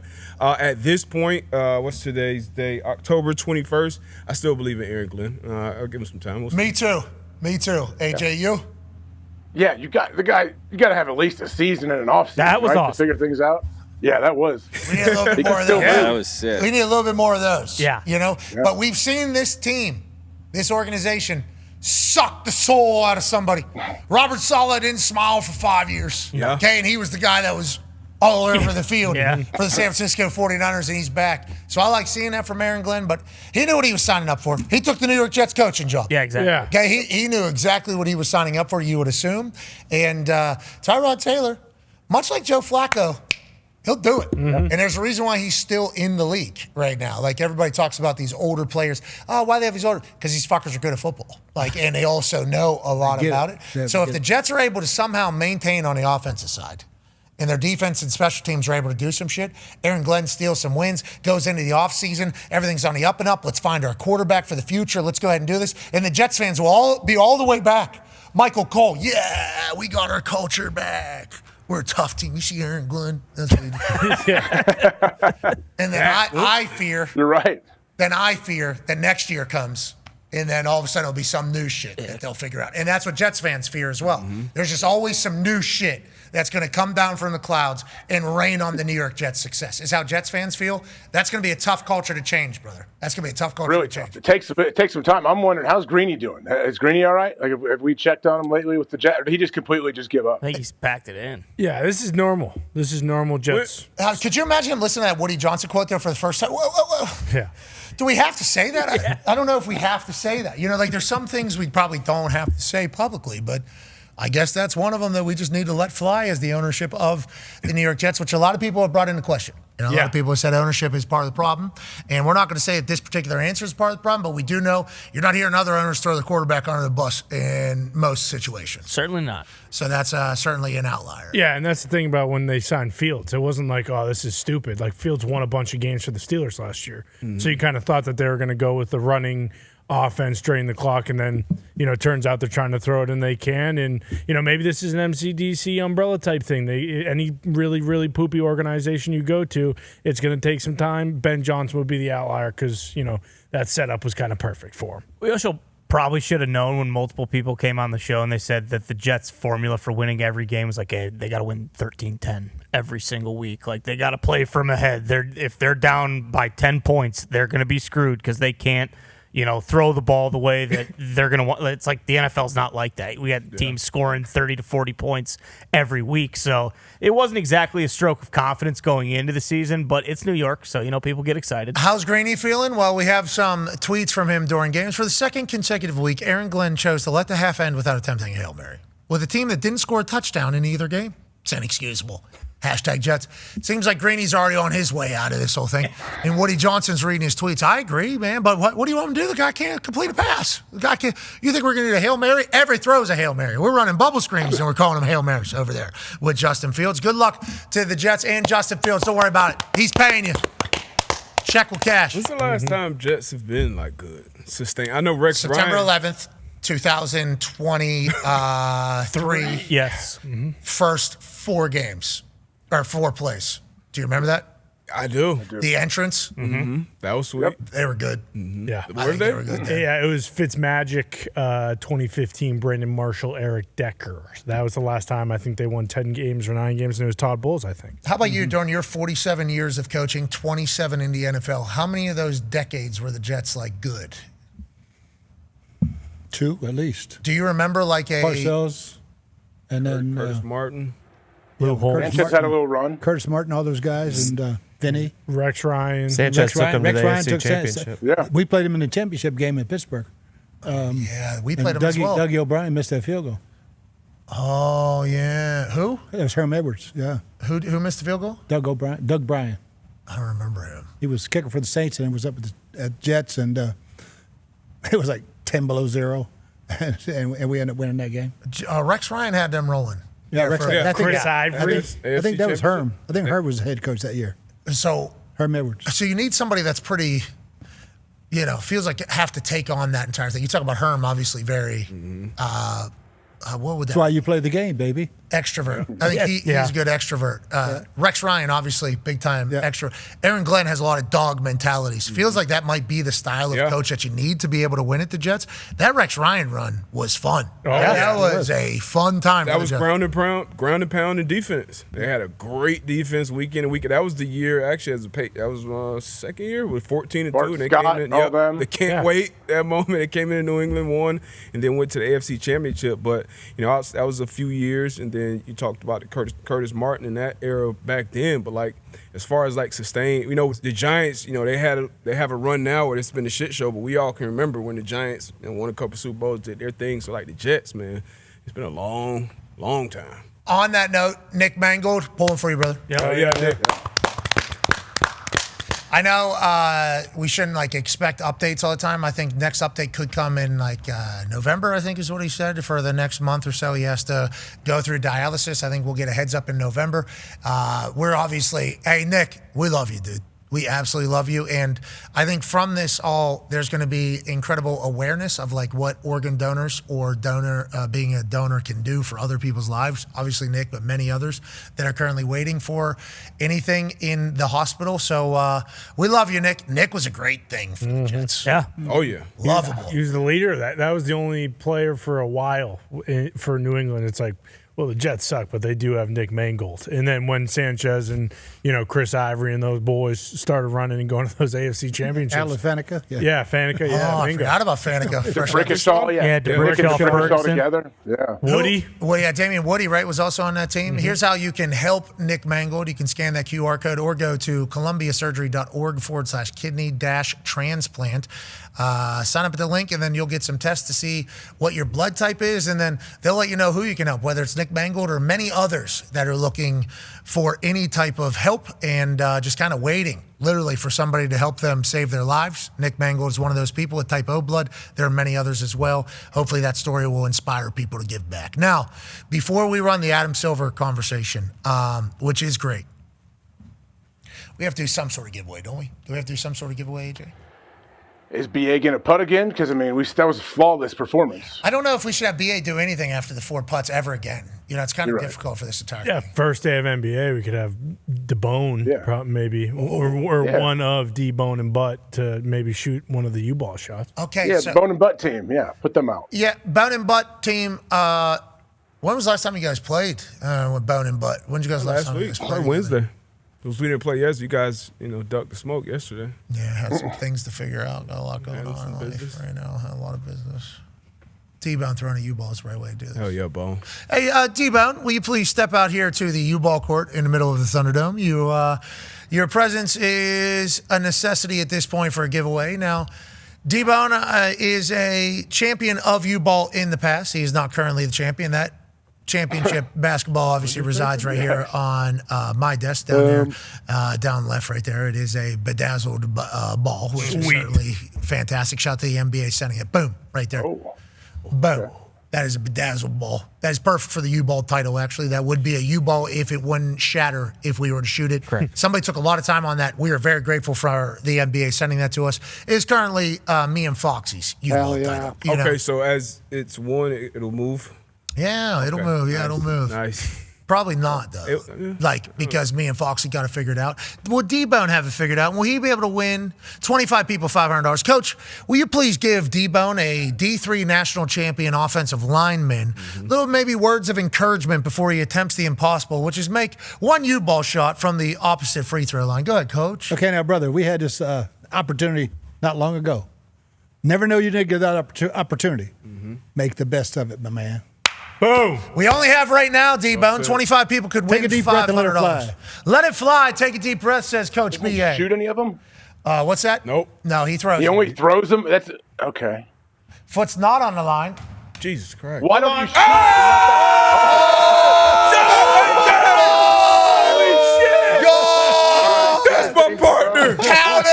Count it. Count it. 25 winners of $500. All you got to do is repost that miracle. Wow. Go buy a lottery ticket right now, Debo. Say something nice to somebody and put the easiest way to pay you. Debo, that was spectacular. Wow. If you were playing against me and Foxy, the champs, we would have batted that shit or dunked that shit so quick. Yes. But for the people, you stepped up and made it happen. Coach B.A., what an incredible speech. What a way to motivate that guy. Wow. What a shot. What a bounce. What a day. Congrats to D-Bone. Congrats to the 25 random winners. And also, shout out to the NBA launching in beautiful fashion. Yeah. AJ, you're the man. We appreciate the hell out of you. Boys in the back, great work. Coach B.A., we love you. We'll see you next week. Thank you for joining us. And here is a State of the NBA conversation with the commissioner of the NBA, Adam Silver. Hey, congratulations. Another NBA season tipping off today. Thank you. Thank you very much. How do you feel? Obviously, we got some new media rights deals going on. We got a younger generation of stars about to take over the league potentially. What are your thoughts as you embark on another journey to an NBA championship here? I'm feeling great. I mean, as you said, it's an interesting blend of old and new. Just beginning on the media side, NBC's back, of course. It's been 23 years since we were there on their air. For your viewers who saw the Today Show this morning, they had John Tesh on.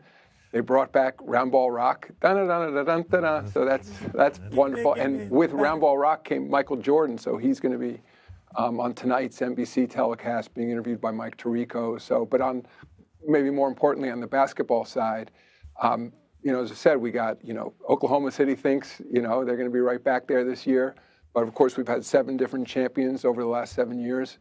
So, people always ask me this question, is that what you want, a different champion every year? And I said, no, we want the best competition. We want a system where everybody has a fair shot. But if, great GMs like Sam Presti can put together an organization that can win, multiple championships, great, so, but you got Wemby back in San Antonio, you got Cooper Flagg in Dallas, you got Jalen Brunson, who's, I think, going to be right up there competing for an MVP this year in New York.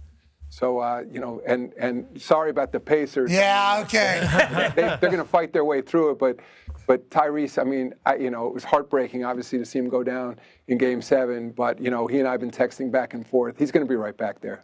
I think that's the thing about you that we respect, especially from the NFL world and understanding what the commissioner's job is and how it's not an easy one. Now, the NBA's relationship with the commissioner is clearly different than maybe the NFL, but it does feel like you really care about ball and the players. The fact that you're texting with Tyrese, obviously, we're thankful for. Jason Tatum, also another megastar that's going to be out missing a lot. But whenever you talk about Cooper Flagg and Jalen Brunson and all these stars, let alone Ant, who's a megastar, and Wemby, and then you got Kevin Durant. Then you got the OG still kind of around, Booker, and then LeBron James out for a little bit.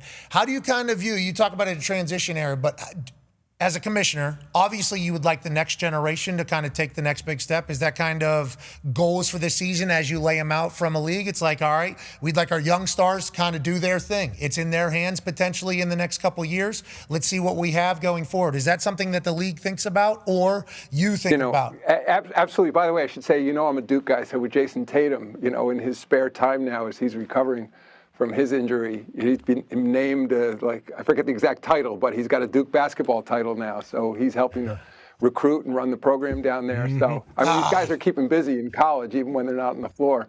But to answer your question in terms of old and new, look at Luka. I don't know if you guys have seen sort of his transformed body. He completely retrained himself, in the off season. He was obviously upset with the trade, but I think is using it as motivation now to show everybody that he's one of the greatest in the game and wants to be viewed as one of the greatest ever. At the same time, then having him play with LeBron, who, he's out just for maybe a few weeks now, but no doubt has one of the greatest work ethics ever. I'm always saying to the younger players, it's a combination. Part of it is, your God-given talent.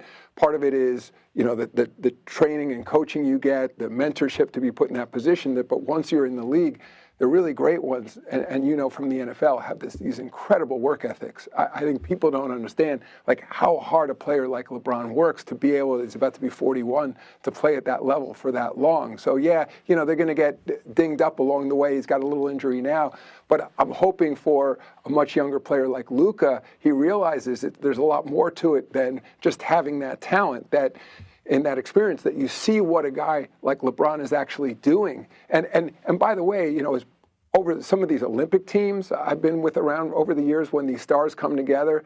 I mean, I can remember in 2008 in China, like when some of the younger players were getting an opportunity to see Kobe's work ethic, where they were meeting in the morning and Kobe was coming back from like a 5:30 a.m., training session, and he was coming in with towels wrapped around him, and guys were like rubbing the sleep out of their eyes and like, where's he coming from? And like that matters. And when guys see what it takes to be, truly great, and I think we've all had that experience that, you sort of, whether it's in sports or whether it's in business, when you start meeting other mentors, you say, well, that's what they do, and you realize that so much of it is you have to have good luck, you have to have good health and certain talent, but that it ultimately comes down to that work ethic, and it's something that for the NBA, the WNBA, it's what we try to teach all the younger players. I mean, broadly, in all our programs, that a minuscule percentage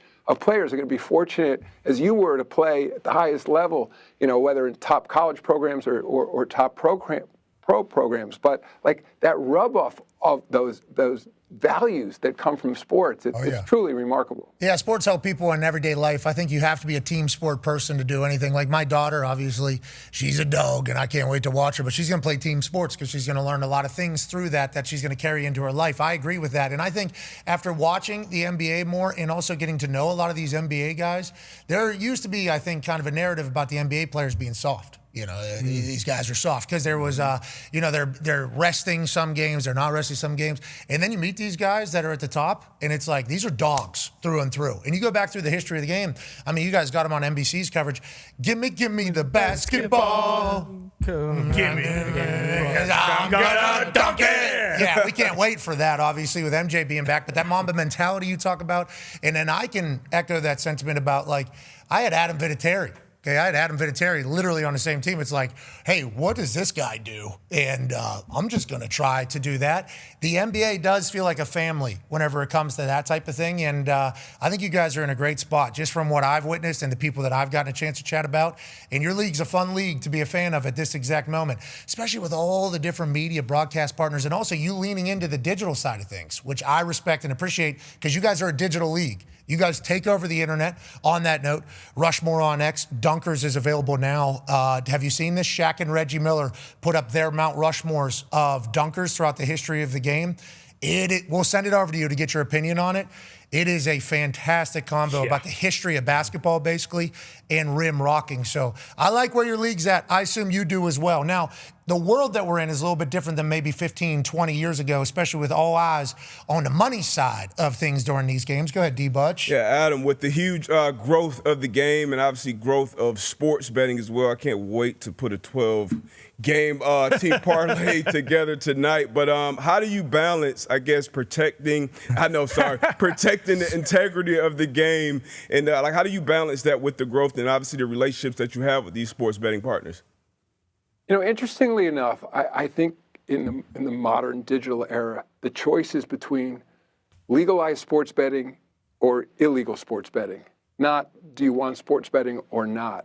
And so ultimately our view has been that since we know there's going to be enormous betting on sports out there always has been lots of illegal betting when I was younger, but it was much more difficult before the internet. You'd have to meet someone on the corner, or there were betting slips, things like that, or you had an old school bookie. Of course, now you can just bet on your phone. So on one hand, with this regulated structure of legalized betting, we can monitor it in ways that were unimaginable years ago, that if there's any aberrational behavior, people betting large numbers who hadn't historically done so, just opening an account to place bets, or even the geo-targeting, we know exactly from where the bets are being placed. I mean, very specifically, if you're in an arena and place a bet, we know you're in the arena. In many cases, we know where in the arena you are when you place that bet.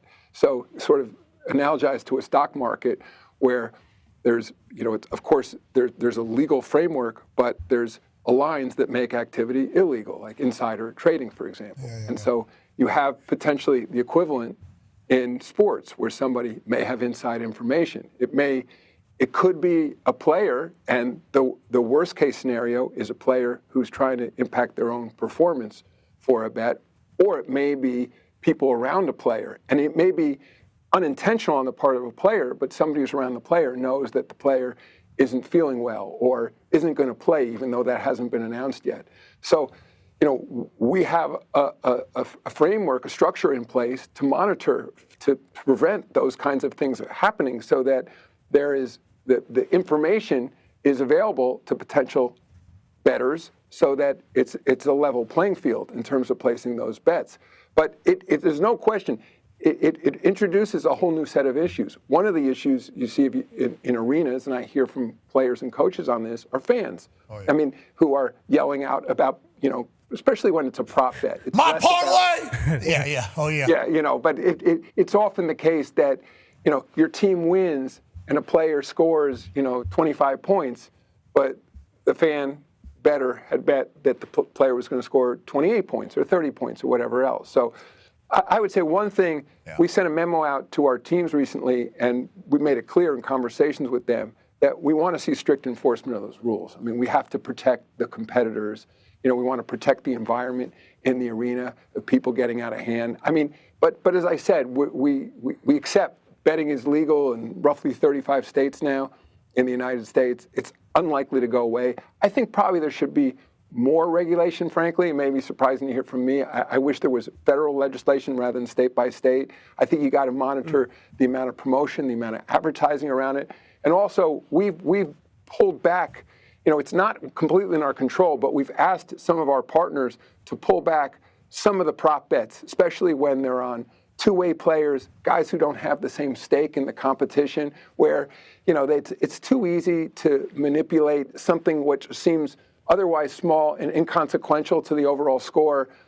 Maybe, the couple rebounds that some player, gets or whatever. So, we're trying to put in place and learning as we go and working with the betting companies some additional controls to prevent sort of some of that manipulation. I think that's really good defense. Yeah. Getting rid of kind of smaller, obscure bets. Yeah. Like, hey, do we really need this to even be a potential distraction? 1.5 rebounds. Or a potential setup. Like, I respect that you're trying to figure out and navigate this as it's happening in real time. Do you feel and you said you wanted it to be strict on the fans in the environments, very intimate, very, very intimate, the NBA. I mean, there's been a couple times where I felt like I was sitting on the bench, and it's like, now granted, I loved it. I enjoyed being there. Let's go, boys. Let's kind of do our thing. Give me a microphone. Maybe not. Let's not do that. Maybe I just sit here and talk to the group here. John Mellencamp's going to be pissed. But there is a very intimate relationship between the NBA and its fans, I think, in the arenas. That's a part of the allure, I think. Hey, come watch these 6'8", 6'9" tall guys run back and forth, dunk it, bring the kids out. You'll even maybe get a high five as they're jogging through the thing. And on the flip side of that, when it's not a family or a little kid and somebody that's pissed off about the amount of turnovers you had, and instead we got to win but should be happy and mean, I can see how that could get a little loud. And there's been, NBA and players and fans interactions before. I don't know how it doesn't happen more often. Okay, I just strictly because I've seen Bruce at an NBA game, and he's a problem. He's a New York Knicks fan, and he's a good shit talker, and he is very okay doing it right to TJ McConnell's face. And they're like 3 feet away. In real life, TJ McConnell potentially knocked Bruce Brown out, especially with his punchable-looking face. But instead, TJ talks back, and they keep it moving. It's a beautiful part of your sport. I'm happy to see that you want to keep it a safe thing for everybody. And then when it comes to the gambling, do you feel like you have to set a precedent now with this? Because, to the players, obviously. Do you feel like we got to kind of make sure we nip this in the bud before it gets big? Or like you all just kind of riding the wave together to see what fits this situation best each time? Well, we deal obviously case by case with anything comes up, but I think we've made it clear to our players, and I think Andre Iguodala, who's head of the Player Association, former All-Star champion himself, knows that there's nothing more important than the integrity of the competition. So if a player steps over the line, I mean, there have been players, I think, as you know, who've been banned from the game because of betting. We have, we monitor really closely. There's signs in every locker room.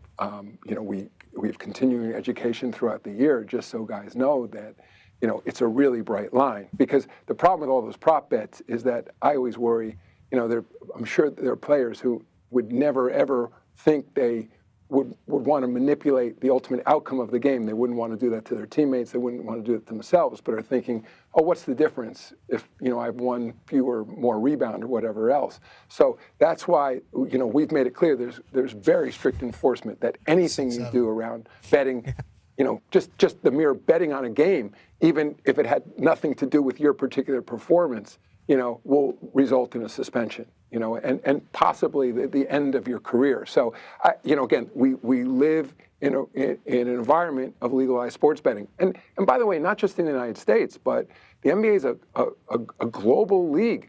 I mean, remember when sports betting was legalized in the United States, it was already for decades had been widely legal throughout Europe. Oh, yeah. In the old days, it's all moved to the internet now, but in the old days, you could go to a soccer game in England and they had betting windows, like at a horse track. And there were betting parlors throughout London. Again, most of the action is now online, but that's actually a good thing that's online, because when people aren't using cash, you have to identify yourself to the betting company. You're putting in a credit card. And again, so if there's something unusual that's happening, or if somebody and there's a whole separate issue about problem gambling. So let's remove sort of irregular activity among participants in the game. But then there's people clearly who get sucked in and are betting too much money and or betting over their means. And so there's also ways to monitor those things and to cut those people off if the betting company detects that there's an issue. Yeah, we had some friends that had that happen to them from Sportsbook. Looking at you again, Bruce. And looking at you again, Bruce. And we like that. Got him out of a potential spiral, though. And I agree that it has gotten to a much better place in the gambling world. But for you guys to have to navigate it, we're appreciative of the amount of thought that you put into it, because the integrity of the game is everything. Yeah. Because what are we betting? What are we watching if we don't, if we don't think that's a big deal? And oddly enough, I mean, even the bettors want to be ensured that there's integrity behind the data, because if they think it's not a level playing field or somebody has information they don't, they won't bet your sport. Yeah, they're on the take. Listen, if they're going to be on the take, I would like to know that they're on the take so we can do that, because then they feel like they're getting bamboozled. We appreciate the amount of work that you're putting into that to play defense and also make sure that the NBA will continue to be a sport that we can all definitely know what's going on wherever we place our wagers on. Now, you brought up Europe there in the gambling culture, but let's talk about the basketball world that's starting to brew over there in Europe. Love what you're doing with the All-Star game format. USA versus the world, basically. Maybe this will entice people to care a little bit, is the hope. Hopefully. Is that kind of the hopes, Adam? Because we all know that it's not just the NBA. The NHL figured it out with the Four Nations. The NHL figured it out with Four Nations, but they were having problems too there for a few years.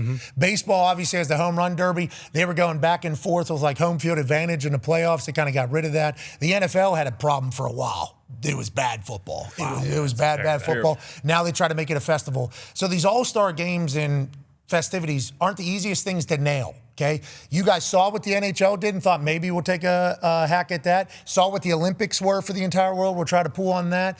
Maybe find what guys care about. Is that how we got to this point? And what is your expectation for it? Yeah, Pat, exactly. I mean, we try to learn from everybody else. There's no question that what the NHL did in terms of the Four Nations was incredibly successful. And then in addition, the All-Star Game is moving to NBC this year, and our All-Star Game falls smack in the middle of the Winter Olympics.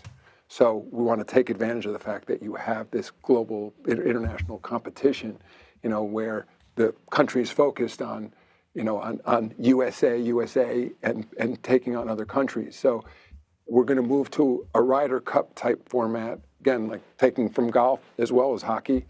And because we have an imbalance in the league of international players to U.S. players, it's roughly 30% of the players are born outside the United States. We got to play with the format a little bit. I think where we'll likely end up is, a round robin where you have 2 USA teams and 1 international team, and then they'll play each other in a round robin. Oh, I do USA versus USA in the finals would be great. I would be celebrating. I think the guys will be motivated because of the Olympic atmosphere they'll be in the middle of, because of wanting to play for their country. So, and in addition, I would just say on behalf of the players, I mean, last year we were hoping for more. I mean, I think the format didn't quite work, but the players care. And I don't know what, there's something about NBA All-Star Game, and even as I was in Europe for a bunch of things this summer, doing some other stuff for the NBA, and I was amazed how many fans came up to me and said, great, Oklahoma City won, finals were incredible, you got to fix the All-Star. And I think it seems to me to take on disproportionate interest. And I think when we've had bad All-Stars, I think maybe a little different from other leagues, it seems to linger longer in this league. That, sort of, you referenced it, that it becomes a proxy for how much the players care or their investment in the game. And it seems very unfair to them in ways, because sometimes there's just a larger conspiracy that includes all the teams who don't want their guys to go out and get injured in what seems to be an exhibition game to a lot of people. But I think that the younger generation of NBA players are understanding that All-Star is really meaningful, and it's not necessarily needs to be played at the level of the finals, but we also don't want to see guys going out there not playing defense and sort of like bombing away three-point shots the whole game. I mean, and I think there's a happy medium there. And I'm encouraged this year, as I said, like Andre Iguodala at the Player Association has been great. Terrific individual conversations with players who are like, we get it. We're going to be in LA this year. It's going to be a big stage. So, again, I'm hoping we can bring back that tradition. I think there's going to be great tradition. And I'm outsider looking into your world. Dream Team was so big for basketball because a lot of people watch basketball for the first time, saw the stars. They were like the Beatles, right? If that documentary is right, whenever they come to town. I think the All-Star Game provides similar opportunity. It's where all the stars are. Some people are maybe only watching that first time, really getting to see people. I think that is why it is such big interest, because you guys have such a limited amount of people that can be so good at your sport. And there's only a couple times that we see them all together. Olympics, certainly when we see them all together, we love it. We all love it. KD takes over a game. Steph takes over a game. LeBron takes over a game. It's like, here we go. These are all the greats doing their thing. Tyrese Halliburton's holding it down. Exactly. Holding it down over there in the entirety. And then whenever we get the All-Stars, same thing. We see everybody, and then it's just kind of like what it is. So I think that's potentially why your fans are a little bit more passionate about the All-Star game than maybe the NFL. Like Pro Bowl, I mean, nobody cares about it. Stinks. That. Yeah, nobody cares about that. So it's good that people care, I think. But what you're saying is it's a tough thing to get right. Maybe this will be the right answer. On the internet. No, to your point, it'd be a worse problem if nobody cared. Bingo. Yeah.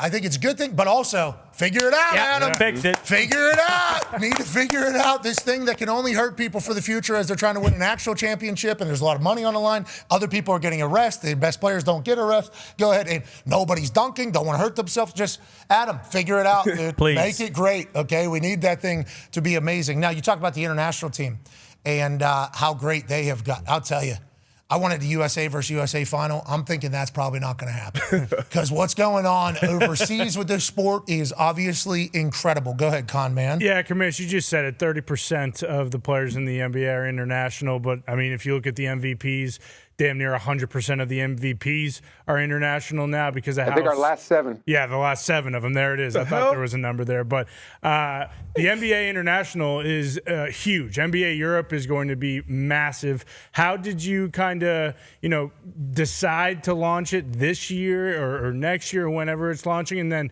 is there any worry that some of these international players are going to leave the NBA to go to NBA Europe, whether that be, 10 years into their career or even just towards the end? Because you think of guys like Dirk Nowitzki, who, might have gone back to Germany for a year or two. And then you think of all the international players and how much they love their home countries. Giannis with Greece, Jokic, Luka, there's a ton of them. SGA is Canadian. I don't know if he falls into that category, but still, you know what I'm saying. Is that ever a thought with the NBA Europe, and how excited are you for that launch as a whole? Yeah, well, so a few things there. I mean, I think if some of those international players decided to either end their career or prolong their career a bit by playing in Europe, I think that would be fantastic. I think for the foreseeable future, the NBA is so big, is so global, the pay is so high, I think it's highly unlikely that any of these players would choose to forego the NBA and to play in Europe. And I think that's kind of the case right now. I mean, the quality of European basketball is off the charts right now. It's just not commercially successful. And so to your question, why now? I think that you're seeing enormous interest, maybe, clearly unprecedented in live premium sports right now. It's being reflected in all the sports. I mean, it's as if other than, honestly, shows like yours around sports that people want to consume live or near live because you're talking about such topical issues, or the live games themselves, they've separated themselves from everything else, certainly on traditional television. And now people are watching more streaming, than traditional broadcast and cable. And, Really? and by the way, you were mentioning before that, Pat, I mean, you were a pioneer there. I mean, to have a show that's simulcast on ESPN and YouTube, and then to take portions of it and then make those available on social media, it's not that different than what the NBA has become. There's sort of the live aspect of it, and then there's the sort of highlights and other aspects of it that people will watch after the fact. But in terms of Europe, I think we're at the point now where there's a huge opportunity both in the quality of the game in Europe, as we were all talking about. 15% of our league now is European, and they represent some of the very best players. There's enormous interest in the game there. This, our number is something like over 250 million basketball fans in Europe. It's the number 2 sport after soccer. And on top of that, there's an opportunity to build an arena infrastructure in Europe. Like even when we were all in Paris for the Olympics, the building there, they did some upgrades for the Olympics, but it doesn't have the sort of amenities that you see in Indianapolis or you see in our NBA cities, where there's a lot of areas for pregame meals, big halftime celebrations, fancy suites, the whole thing. And the great thing about arenas, really different from stadiums, is that the top arenas are used, 250, 300 days a year. So it's sort of a separate economic engine for communities. And again, just like you see in Indianapolis, then you can build around it. You have commercial space, retail, residential. We saw it in Milwaukee with the new development there. You saw it in LA. You're seeing it all around the country. They're talking about that in San Antonio right now, moving their arena to downtown. So a combination of all these factors are coming together. I think we're not all the way there yet. We're working at the league office on what the right model is, but there's certainly no lack of interest in potential owners. I'm hearing from a lot of well-known wealthy European families who are interested, American families, institutions who would like to see this happen. So if you look at the gap right now, I mean, soccer is, head and shoulders more popular than any other sport in Europe right now. But basketball follows, like, let's say this far behind, but the economic gap is like this. I think I just went out of the picture. Yeah, but, exactly. It's enormous, and so, right now, the teams, and even some of those well-known soccer brands in Europe, like Real Madrid and FC Barcelona, they field basketball teams, very competitive basketball teams. In fact, Luka Doncic started his career at Real Madrid. But it's just it's a yearly investment or loss. It's not, there's no chance they have of making money on those programs. And it's not just about making money at the end of the day. It's the way market economies work. If you can generate money, you reinvest it. You reinvest it in your facilities, in your players, in your marketing, and making the enterprises that much bigger. So, as I said, we're probably a couple of years away from being able to launch something in Europe, but we're spending a lot of time on it. We're really lucky for the NBA here in Indiana. Obviously, we just explained it. Ty's about to ask a question about that here in a matter of moments, actually, not just here, but many other places. The fact that you're investing in towns and cities over in Europe for your good of your sport, I respect that. I really do. I respect and appreciate that. And also, you talk about the arenas.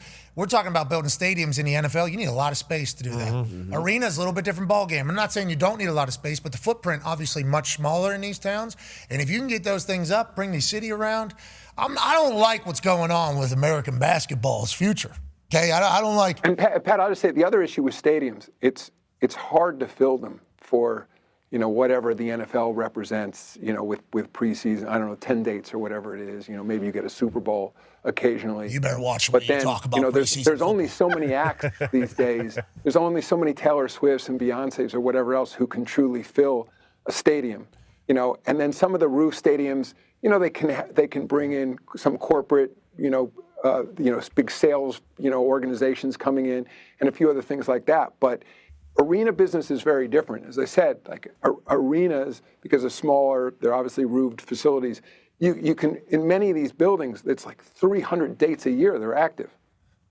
That's good business, brother. Great. And it's what, 16, 17,000, 13,000, 16,000, 17,000? Yeah, 17, 18,000. That's a huge audience, though. That's, like, whenever you talk about a stadium, everybody's like selling out stadiums. And you mentioned Taylor Swift. Obviously, she has records all around the world for how many stadium tickets she's been able to sell. Beyonce obviously does as well. Morgan Wallen filling up stadiums all over the place. Luke Combs, Zach Bryan. But you're right. Brown. This is just Chris Brown can fill up a stadium. You're only talking about a few people. I think Kevin Hart did 2 stadiums. I think he did a stadium as a comedian one time. I think Chappelle might have as well. But then you talk about arenas. It's like arenas is a stage that a lot of people can get to. And that's a great payday for these acts if you sell out an arena. And also it's a great setup. Like this Gainbridge Fieldhouse down here, the green rooms, great Beautiful. setup. Yeah. Beautiful. You got food everywhere. Easy walk, easy access for the crowd. Not a bad seat in there. The modern arenas are spectacular. I mean, I think it's a recognition as the entertainment business. So you go to a game, and part of the whole ambiance of the event is, what are the suites like? What are the concourses? What kind of retail do they have? When I was a kid, certainly it was a hot dog and a pretzel. Now the food selection's off the charts. Local specialties. Everything you can imagine. And I think that. And in our league, as each new arena comes online, they keep upping the bar just in terms of, wanting to be part of the festivities there. So, and the issue is in the NBA, it's a recognition that, roughly half the teams are going to be under 500 in any given season. Not every game is going to light it on fire. So, part of you're going for the experience. And one thing we're seeing change in the arenas is that people want the communal experience, I think, more than historically, where you'd go to a game, you'd sit in a seat, you'd sort of talk to the person on your left, talk to the person on your right. Now, if you look what's happening in the arenas, they're creating more common spaces, more mini suites, more lounges sort of overseeing the court, kind of in a way like a sports bar. But instead of having screens up, you're in a sports bar and the big windows are opened up to the court. So you can, singles can go, you can use it to meet people, you can use it to entertain, but, rather than being locked in one spot for 2.5 hours at a game, you can be talking to 20 different people. And I mean, I enjoy doing that at games when I'm in sort of one of those areas or in a suite or something, not just, because there's food and stuff up there, but it's an opportunity to talk to a lot of people. Yeah, a lot of people come to your guys' games. I'll tell you what, I appreciate the fact that you're talking about streaming in the future of trailblazing for, rights and deals and everything. Now you're talking about the live event experience. You're talking about the arena experience versus stadium experience. I'll tell you what, Adam Silver, under that bald head, you got a pretty good little brain in there, buddy. You got a pretty good little brain in there, playing defense against the gambling or the potential of that. Yep. Now, I just mentioned about how Indiana has obviously been very appreciative of what your league has done for us. More specifically, over the last few months, that was amazing. Ty has a question for you. Yeah, Commish, you mentioned, Indiana and the Pacers and Milwaukee and obviously Oklahoma City winning it all last year. But when we got the finals matchup initially, the only conversation is, this is going to be the lowest rated finals of all time. No one's going to watch this. Is it good for the league when small market teams around the league make deep runs into the playoffs, especially because it sounds like the linear number or like the television numbers really aren't the end all be all anymore? Well, so first of all, in terms of those predictions, Oklahoma City, Indiana ended up having more viewers than Dallas Celtics before. And the reason was because the competition was better. And at the end of the day, we're largely, if markets the size of Indianapolis and Oklahoma City are considered small markets, we're a league of small markets. On the other hand, as the mayor of Oklahoma City, David Holt, pointed out last year, Oklahoma City and Indianapolis are larger than roughly 90% of the cities in the United States. So by really any standard for most of your listeners or viewers, they live in smaller cities and towns than Indianapolis and Oklahoma City. So again, from the league standpoint, I've said this before, the goal is to be more NFL-like from that standpoint. If the Steelers, are playing the Browns or whatever, nobody is saying, it's a matchup, or Green Bay. If Steelers are playing Green Bay in the Super Bowl, nobody's ever saying it's a small market Super Bowl.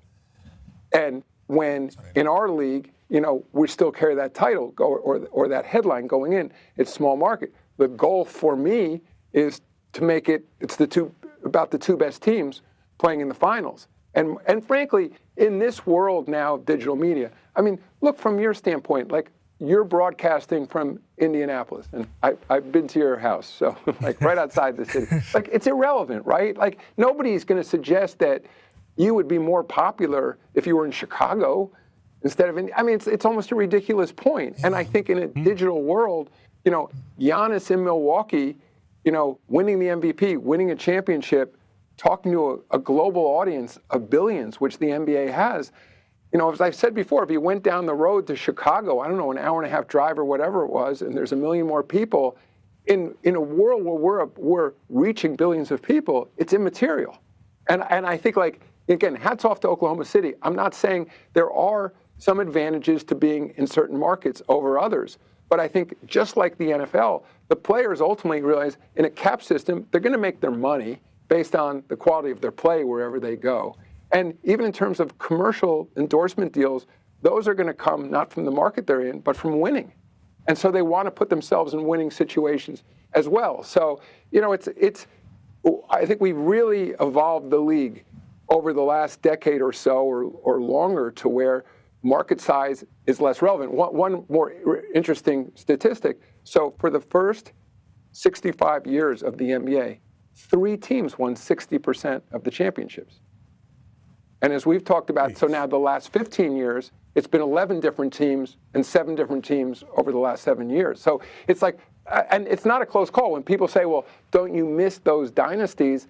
Again, as I've said, if Oklahoma City goes on to win 2 more championships in a row, I'm not going to say, no, I wish there were other teams that were winning. I think that's great, but they're doing it with a level playing field.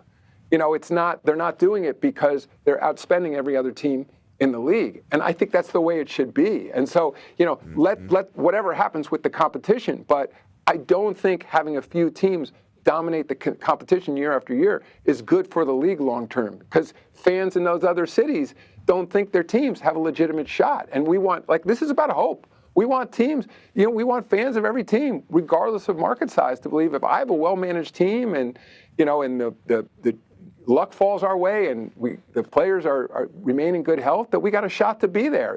And you got to believe it. You can't, it's not any given Sunday. It's a different sport.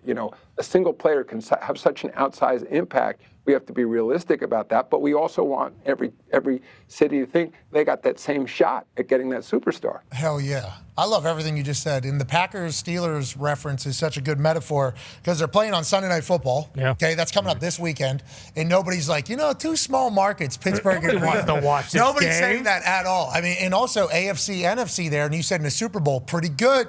Pretty good at, you are, I don't even know if you knew that was a home run there, but people that know ball would say, Silver actually not bad there. If you would have won with Steelers-Browns Super Bowl, everybody would have said Adam Silver's a dick. No, you see, I checked myself. You moved a little bit. That was good. All right. Have an incredible season. Thank you so much for the time, and we'll see you again soon, man. Are you moving to Christmas Eve? When's that happening? Are you moving to Christmas Eve?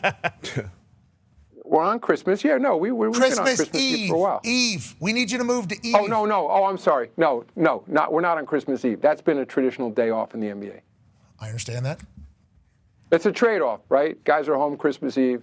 Don't play on and they're not playing on Christmas. Don't you think maybe? Listen. And they are playing on Christmas. Wait, I'm confusing me. The Christmas Eve has been a traditional day off, and we do play on Christmas. I understand. And the NFL has joined us. To my point. Competition. To my point, Christmas Eve. I don't know. I'm not. No plan to do it at the moment. Okay, I respect that. I do. I appreciate you, ladies and gentlemen. The commissioner of the NBA, friend of the program. You're the greatest, dude. Ladies and gentlemen, Adam Silver. Thank you, guys.